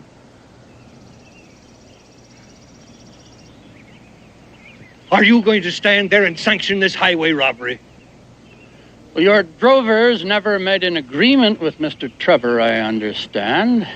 Therefore, it seems perfectly proper for Mr. Trevor to present his bill for services rendered. For $1,500? Ha! What? It's more than the horse is worth. There might be a way of settling this, Mr. Landers. If you were to give Cal here a bill of sale to that horse, he might call the whole thing square. Sounds like a sensible solution. That is, if it is acceptable to Mr. Trevor. Boy, it sure is.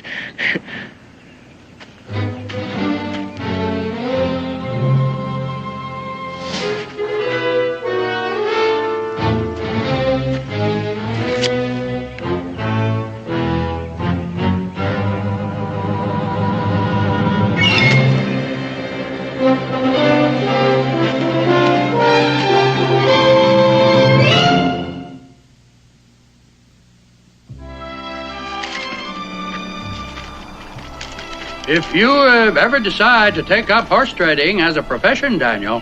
Oh, no, Squire. I know better than to consider myself an expert just because I came out all right the first time. I think the young man got your point, Daniel. Yes, sir. You can't expect Gideon to win every race. Oh, but Gideon can beat any... Yes, sir, I realize. Now then, do you suppose that your friend Gideon would like to spend the night in my stable? Say, that'd be fine.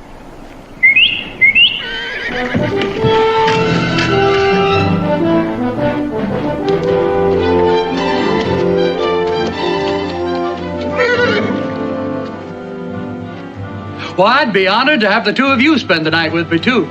We could talk about getting Calvin to Baltimore over supper. I might even take him over myself. Well, now, Squire, you wouldn't have in mind Gideon taking on some of those high steppers in the city, would you? I might. I just might.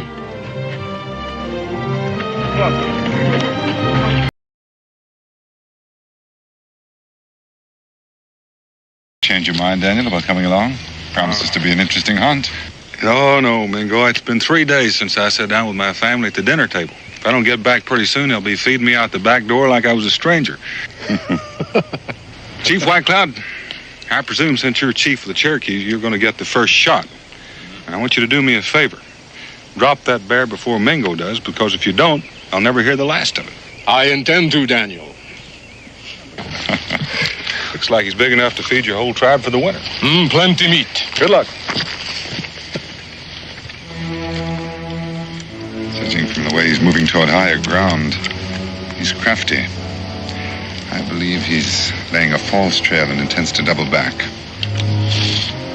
Mingo, I suggest we separate.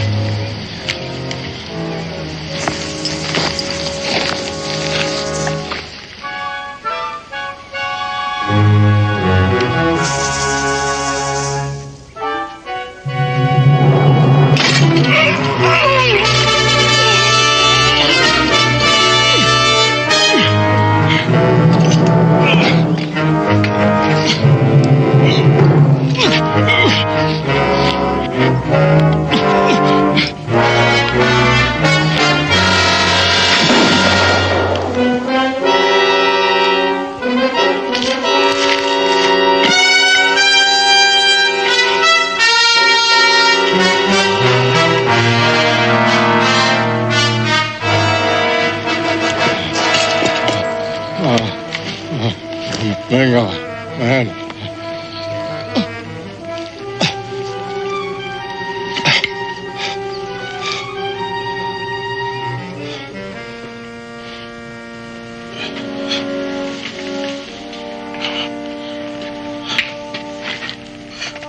Who did this to you?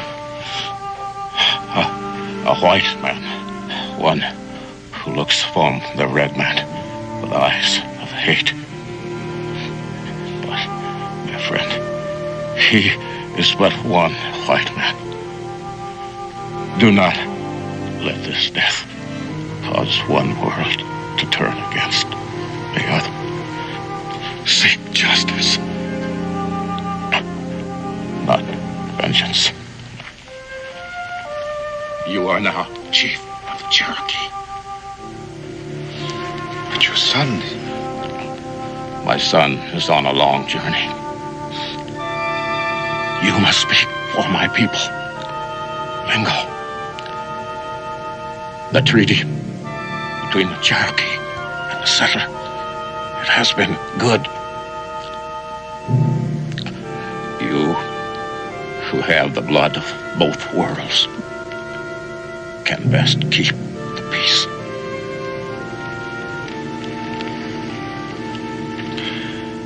It will be difficult when the braves find out it was a white man.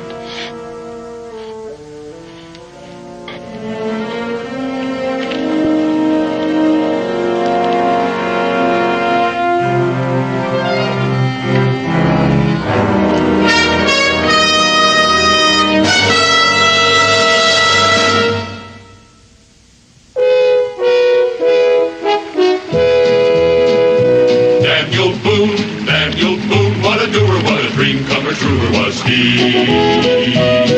From the coonskin cap on the top of old Dan to the heel of his rawhide shoe, the ripidest, roaringest, fightingest man the frontier ever knew. Oh, Daniel Boone was a man, yes, a big man, with an eye like an eagle and as tall as a mountain was he.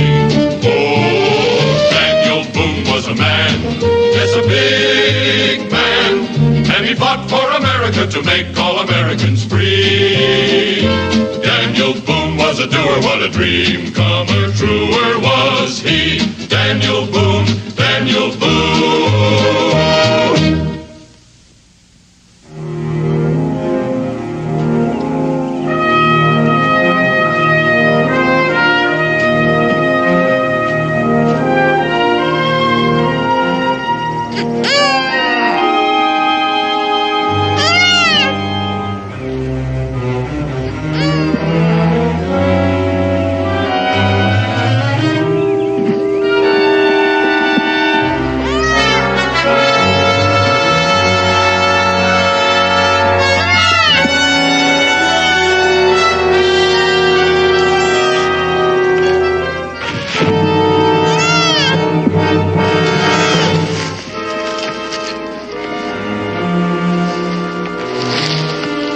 Jiffy.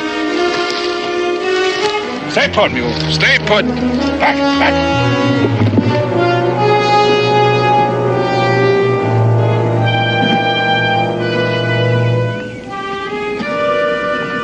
All right, take it easy, friend. I'll be with you in a minute.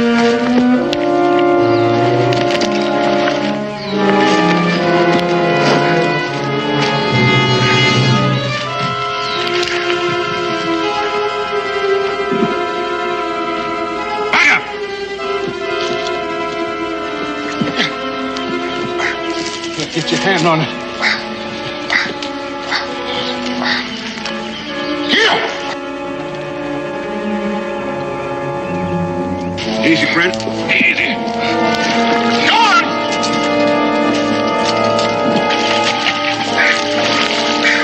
All right.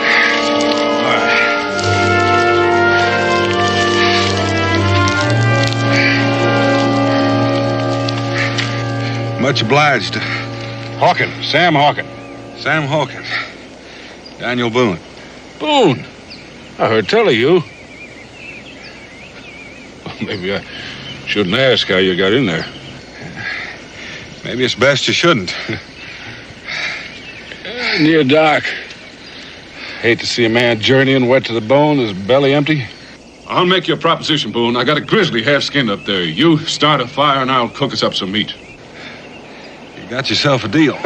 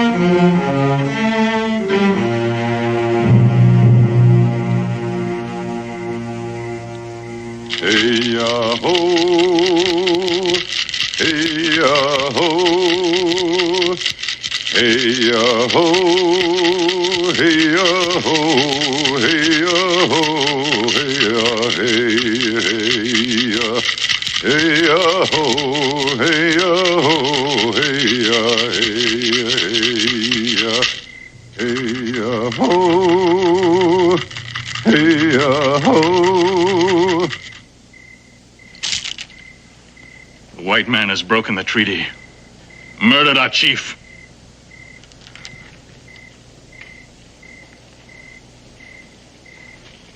Spit in the face of the Cherokee. There will be no war paint. The treaty will be honored. It was the wish of White Cloud. Honor? Where is the white man's honor? He who killed our chief must face Cherokee justice. One man. Yes, I agree. The murderer will be brought to Cherokee justice. He will lose himself in the white man's world. Hide behind the walls of Boonesboro. But you, who walk among the whites as one of them, live and think as they do, you are not true Cherokee.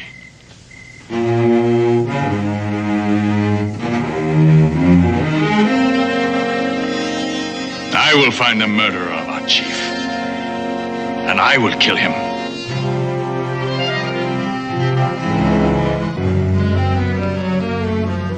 I will find him.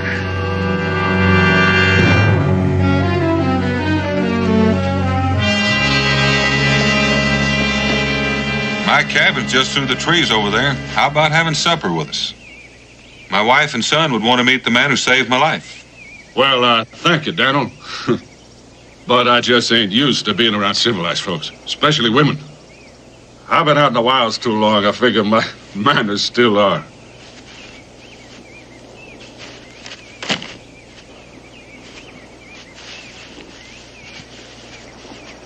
Here, Daniel, it's yours. I'm the one that ought to be giving you something.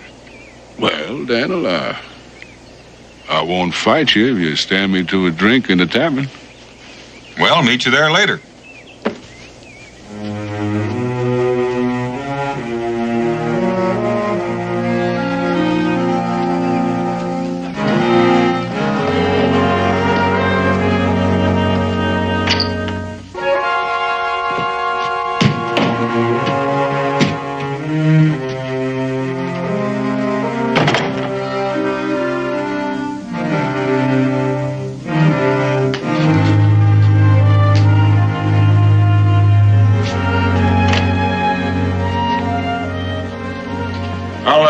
Bargain with you on those skins after a drink.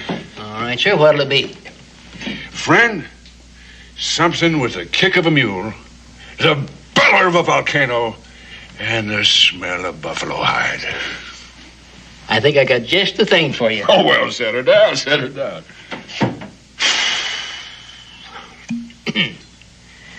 There you go.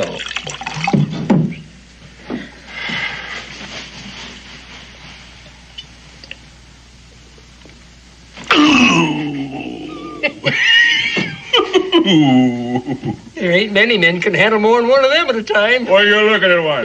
Name is Sam Hawkins. In Cincinnati's here. Join me. Much obliged. Well, how's trapping these days? Don't get any on you.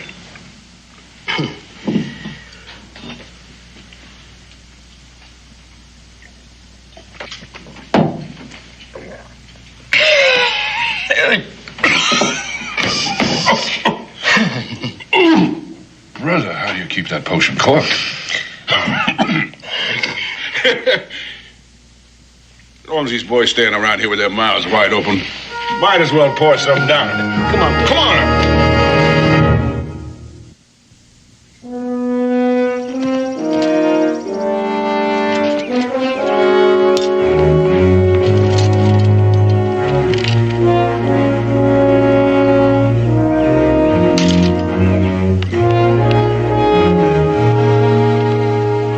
Look, Cincinnatus, let's you and me have another. You really want another one, huh? Sure do.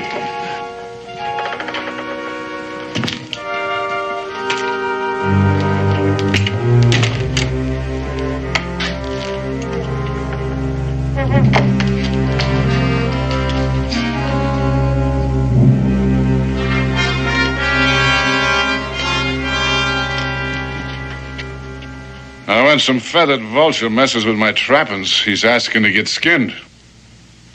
Elk? Rare in this part of the country. The only elk existing in this territory are in Cherokee land. Well, now, what makes you think so, Injun? Only a few migrated to the north of here last year due to a shortage of food. White hunters killed most of them. Those that survived the slaughter found sanctuary on Cherokee hunting grounds. The Indian kills only what he needs. Well, now, it's none of your nose, Injun, but that's just where I come from. North. There's elk so thick up there, they warm themselves at your campfire. I took this skin 4 days ago, north of here.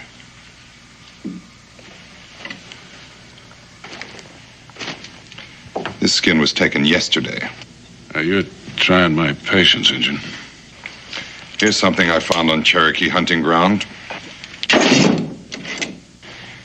I found traps hanging on that mule outside that bear these marks. Is this yours?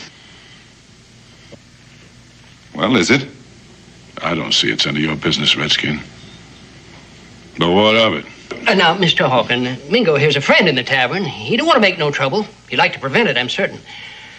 I reckon that Mr. Hawkins didn't know nothing about the treaty, Mingo.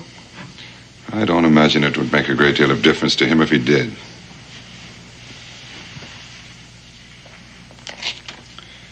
Chief White Cloud is dead. Murdered. I found him with his leg crushed in this. I set my traps. What kind of varmint walks into them, I got no say. I don't take to drinking around with no liar. So as one of us is going to have to say his goodbyes. Cincinnatus, pour me a drink. Never mind, Cincinnatus. You can have mine. Riled. Fire-eyed and touchy as a tea-snake.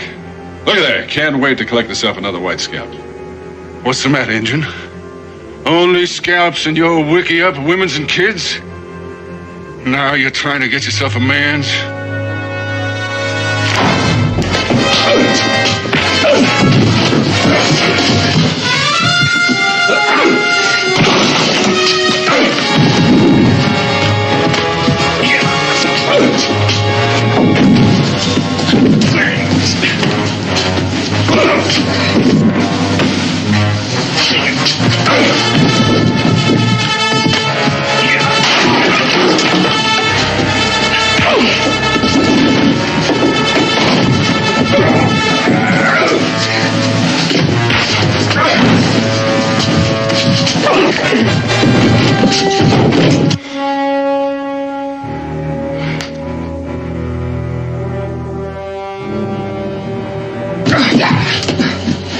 Let go!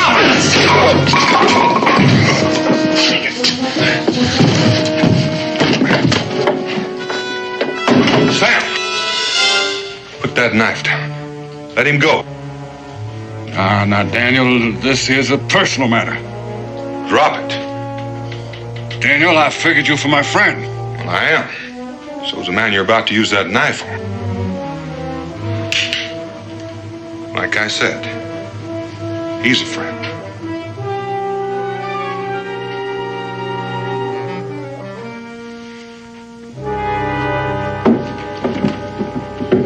You just come down the rung of my ladder, Boone. I judge a man by his friends. Well, that's as good a way as any.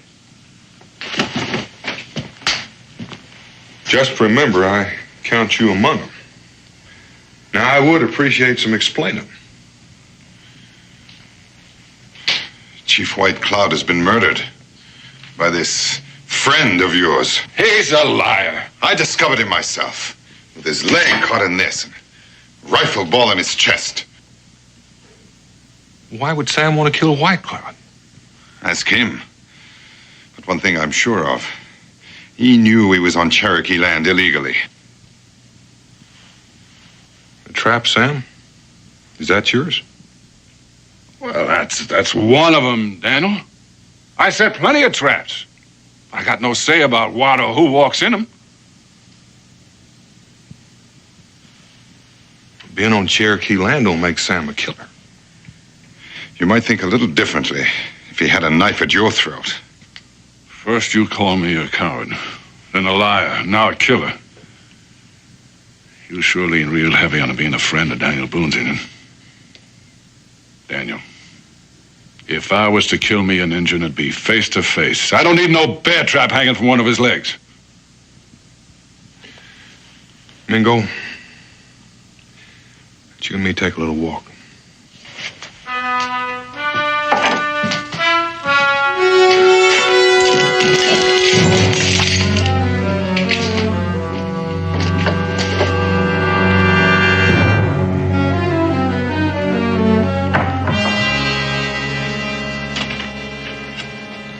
Mingo, those are mighty strong charges.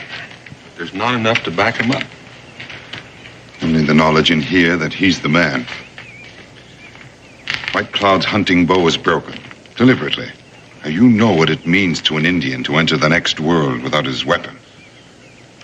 An act of hatred so deep, it goes even beyond the grave. Being chief can bring enemies. This is no personal enemy. This is an enemy of all Indians. Something to which I may be more sensitive than you or any other white man. I read that hatred in his eyes. Perhaps one must have Indian blood in his veins to recognize it. That's hardly evidence that'd stand up in a court of law. There's never enough evidence in a white man's court to convict a white man of killing an Indian. With the evidence we have, he'll get a fair trial under Cherokee law. Based only on the evidence. No, there's too much emotion here, Mingo. He could only get a fair trial someplace else. Daniel, there's a part of me that's been too long neglected. And that's the part that I must think with now. Think or feel? Hawken could never stand a chance under Cherokee law. What chance did White Cloud stand? Daniel, this is a crime against the Cherokee. You have no right to offer him your protection. Maybe not. But I won't refuse it. He saved my life. I just can't think a man like Hawken could commit murder in cold blood. Think or feel?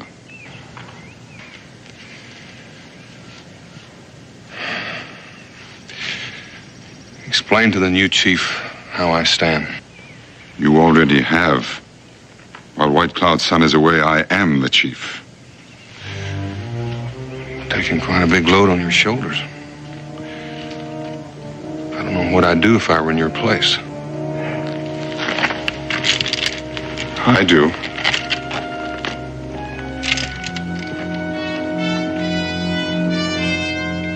And I grabbed me a handful of them flailing redskins and I shook him and I sought him out until I found me a chief.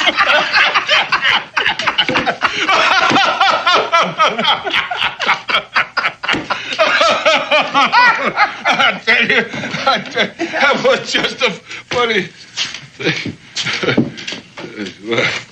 Well, Daniel, it's good to see you without your redskin brother. Look, Daniel, you come over here, because I got a drink for you, and I got enough talk to stuff both ears. Come on over here, Daniel, come on. Sam, I don't like asking questions twice, but for my friend Mingo, I'm going to. Well, then, Daniel, you ask away, and I'll answer straight. Oh, Daniel. Now, look, I admit I killed my share of redskins. I admit it. But I don't have to shoot a bird in a snare. All right, Sam. I believe you. But I wouldn't bet on those Cherokees. And you best stay off their land. Their land? Their land? Well, pretty soon they're going to be doing their hunting right here. They just might, for you. And my advice would be for you to stay put here in Boonesboro for a while. If you leave the stockade, you just might end up facing Mingo on his terms. Now, look here, Daniel. I ain't a man to live neath a roof or back of fences. And I ain't never curled my tail under for no man, and I ain't starting now. Besides, Daniel, they don't worry me none. Well, they worry me. Well, Daniel, for you, I'd dig a hole and I'd pull it in after me. I would. Now, come on, drink up.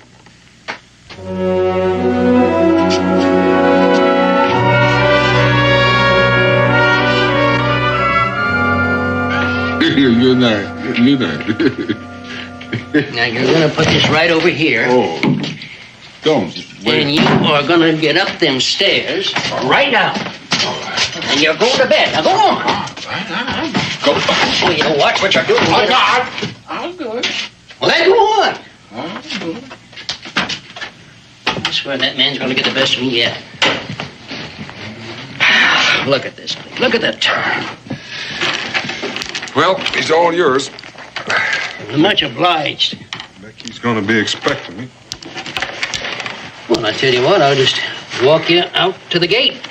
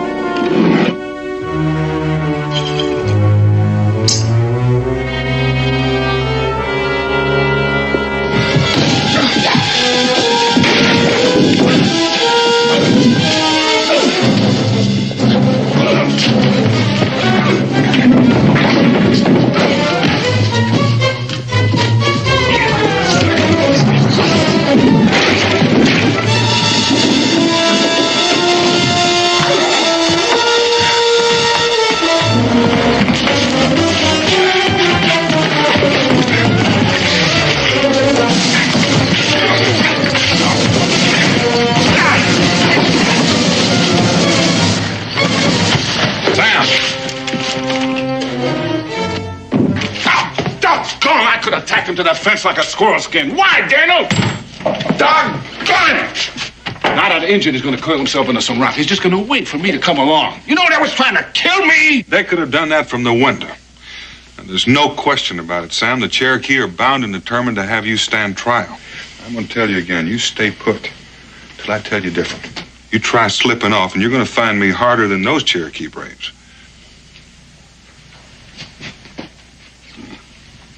No. Thanks, Daniel, for plucking them redskins out of me. Let's return the favor, Sam. Well, reckon that little old bed's gonna sleep just dandy. That Hawkin fella. The next drink he gets from me is going to be turpentine. Isn't that what you always serve?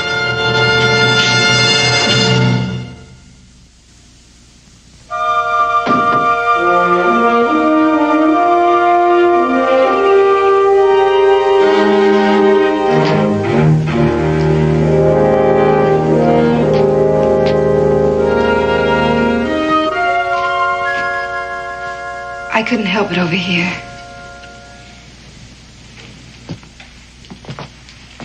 Dan, what are you going to do?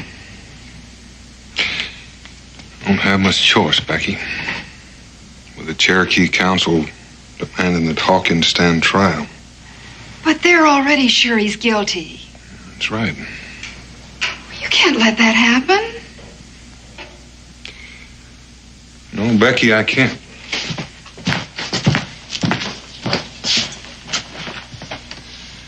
I'll be back in a few days. Be gone just long enough to take Hawkins to Salem.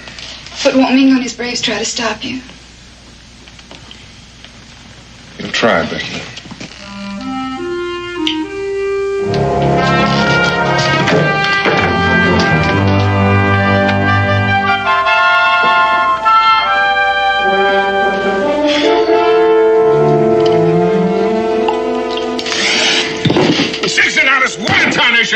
That tastes like you wrung out some moccasins in it. It's coffee with my own recipe for a whiskey aching head.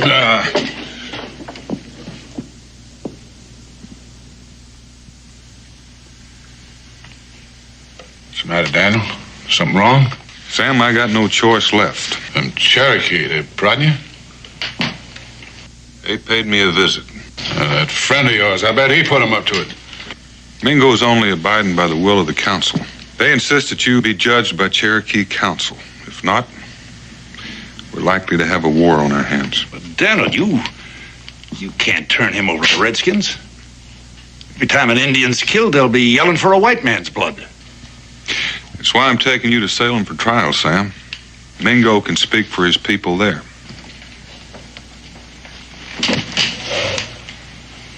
A court of law? Jail? Maybe. Till your trial comes up.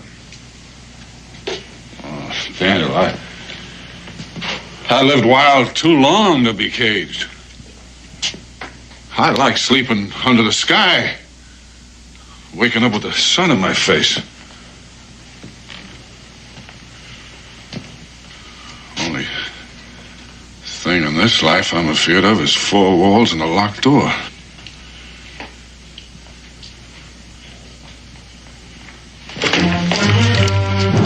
This way is easy on you, Daniel. I've taken the decision right out of your hands. There's too much at stake for you just to walk away, sir. Well, like I said, I ain't a one to be caged. Daniel, I reckon I won't be needing this in Salem, Daniel.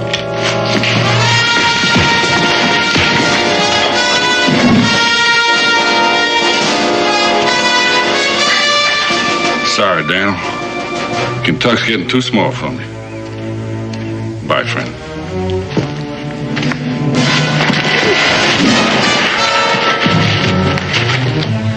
I reckon you're gonna need convincing. I reckon I will.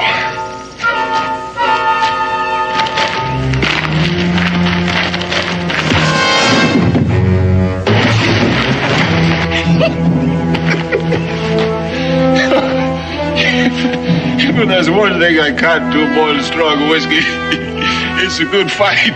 And I guess I found me one.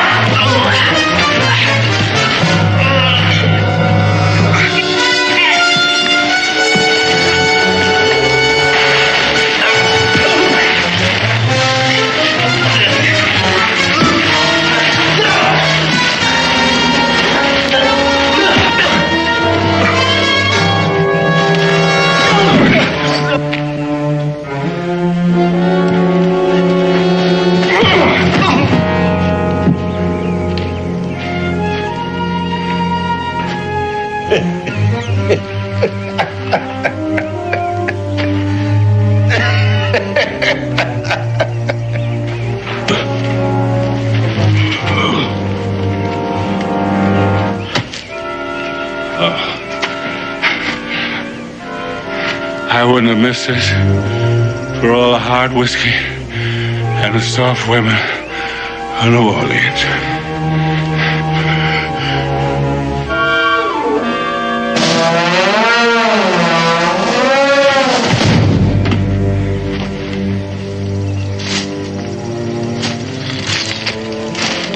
Hold up, Sam. You're gonna get your feet wet. Well, you're sure taking a roundabout way to lose that Mingo. It may not be the shortest, but it's the safest.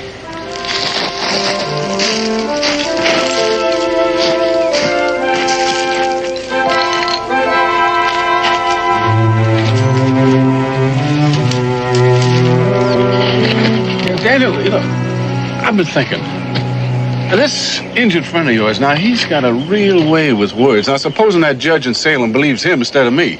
I can outfight any Injun, but he's handy with talking and most with a tomahawk. Well, nobody gets judged just on talk, only on proof. Now, you got nothing to worry about. Judge may singe your ears a little bit for trapping on Indian hunting grounds. Well, that kind of eases my mind, Daniel. Better than gurgling at the end of a rope.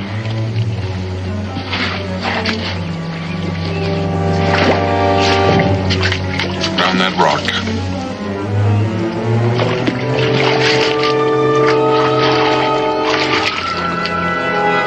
Climb out on that log.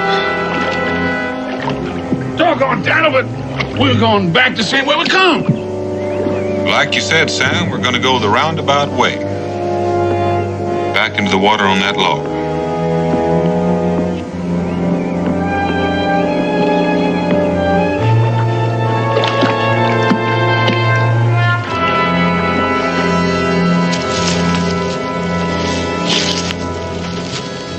Daniel, you keep running me like this, ain't gonna be enough left of me to hand over to that judge. Thank you.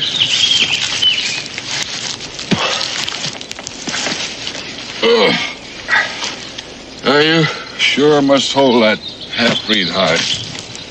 I do. Yeah, well, Cincinnati's told me they only wore moccasins on his mother's side. But just being part Injun sours the whole barrel. But man, to feel as you do, you'd have to have good reason. I wasn't born hating.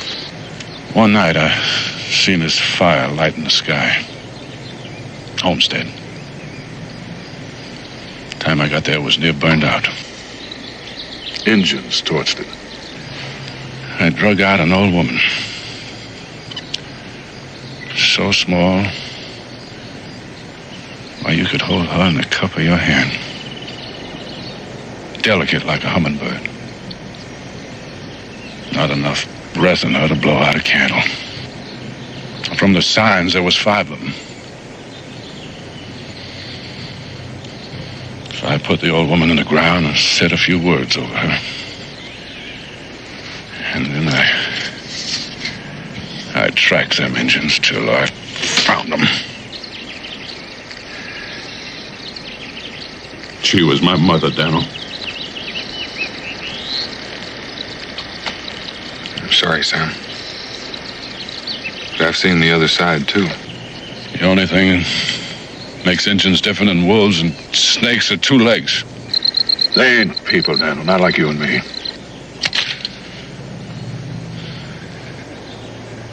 I'll stop hating.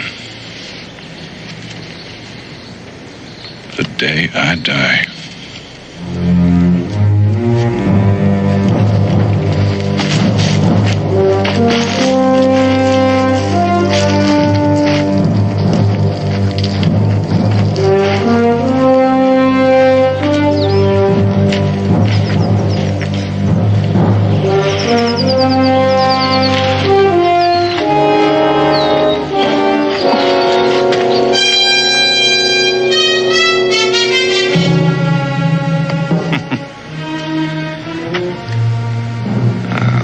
Upstream or down?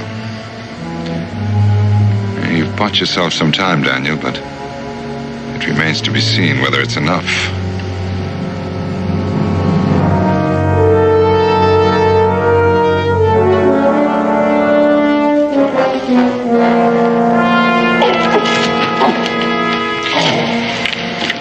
What's the matter? Oh, this here leg of mine. It keeps going bad on me from time to time. A couple of minutes and be fine.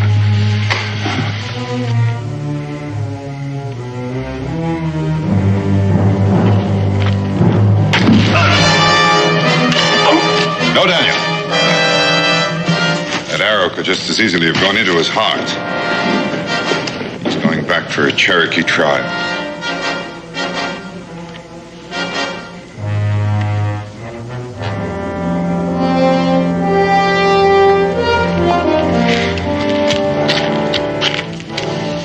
Daniel, these heathens are gonna roast me like a slab of meat on a spit. The decision of the council, Daniel. There's nothing either of us can do about it now. He was tried and found guilty by a Cherokee law. There's another Cherokee law, Mingo, that says the decision of the council can be tested by a trial of combat. Hawken is wounded. I'm not. You can tell the council I'll meet any brave of their choice. You're a fool to risk your life, Daniel, for a cold-blooded killer. Neither of us knows that he's a killer, Mingo. What is being risked are the lives of many people, your people as well as mine. This could break the treaty.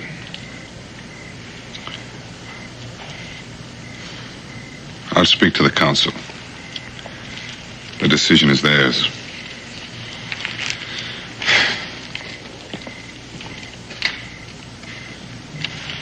Daniel, I sure hate to agree with an Injun, but he's right. You're a fool.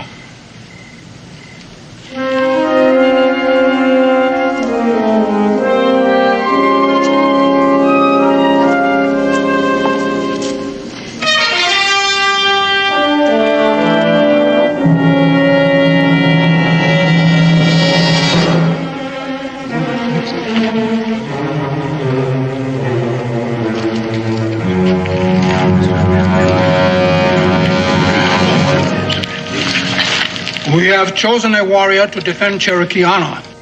There's only one among the Cherokees who can defeat Daniel Boone. We have chosen Chief Mingo.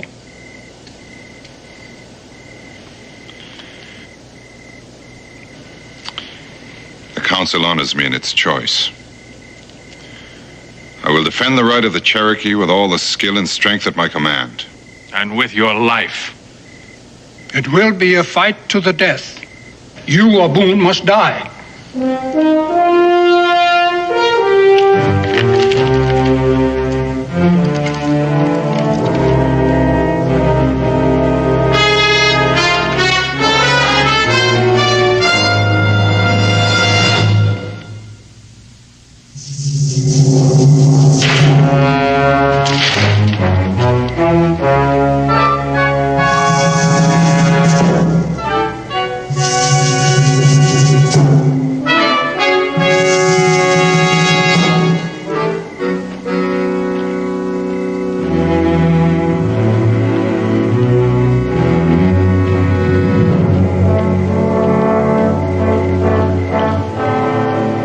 Hits the ground, we begin. By the time it burns out, one of us must be dead. Or we both die.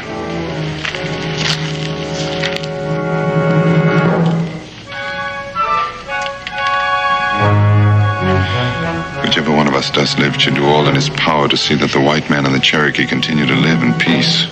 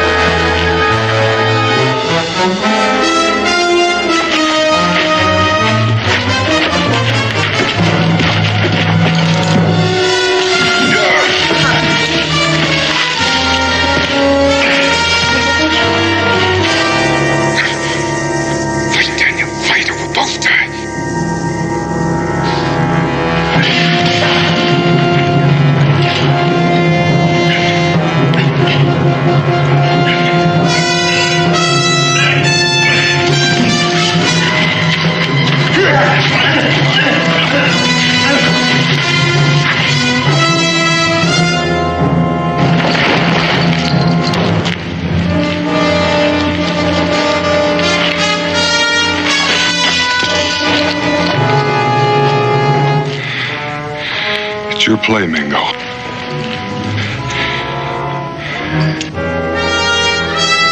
You'd best make it.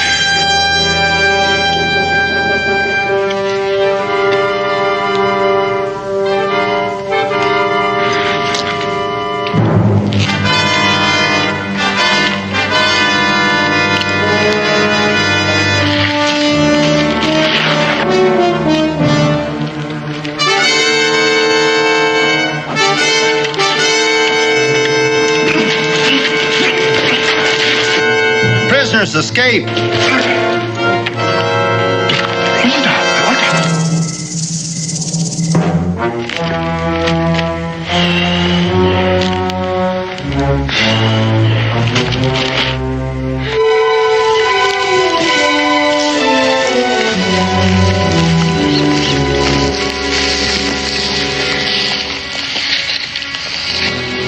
Heading for Shawnee country. And if you'd follow toward the river, I'll cut over behind the hill and approach from the other side, just in case he's planned an ambush.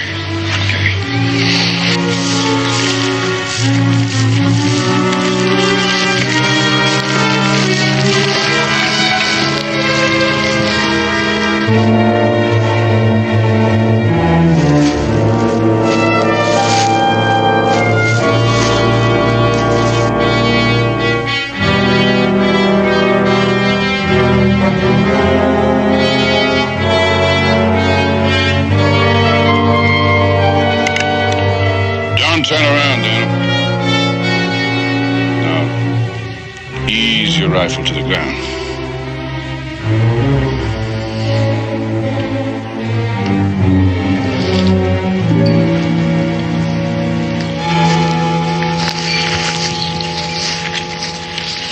I see you won, Daniel. Nobody's won yet, Sam. You fixing to take me back to them Cherokee? Back to Salem for trial. Sorry, Daniel.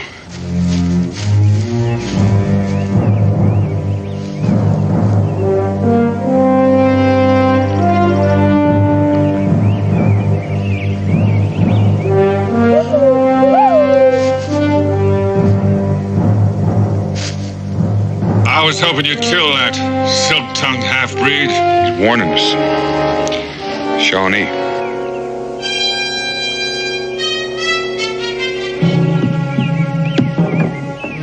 Best clear out of here before they spot us. Where to, General? Shawnee up ahead and Cherokee still making a dance around my ashes. I figure I'll take my chances with the Shawnee with a rifle in my hands. I'm beholden to you, Daniel, for saving my hide from that Cherokee fire. It ain't a man's way to die. At least a half a dozen of them, Sam. You're gonna need help. Yeah. Yeah, Daniel, together we can make them turn tail and run like squealing squaws. Fetch your rifle, Daniel.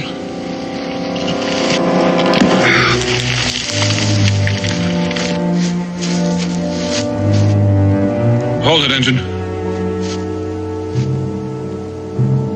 He calls you his friend. If you are, I'd get him out of here.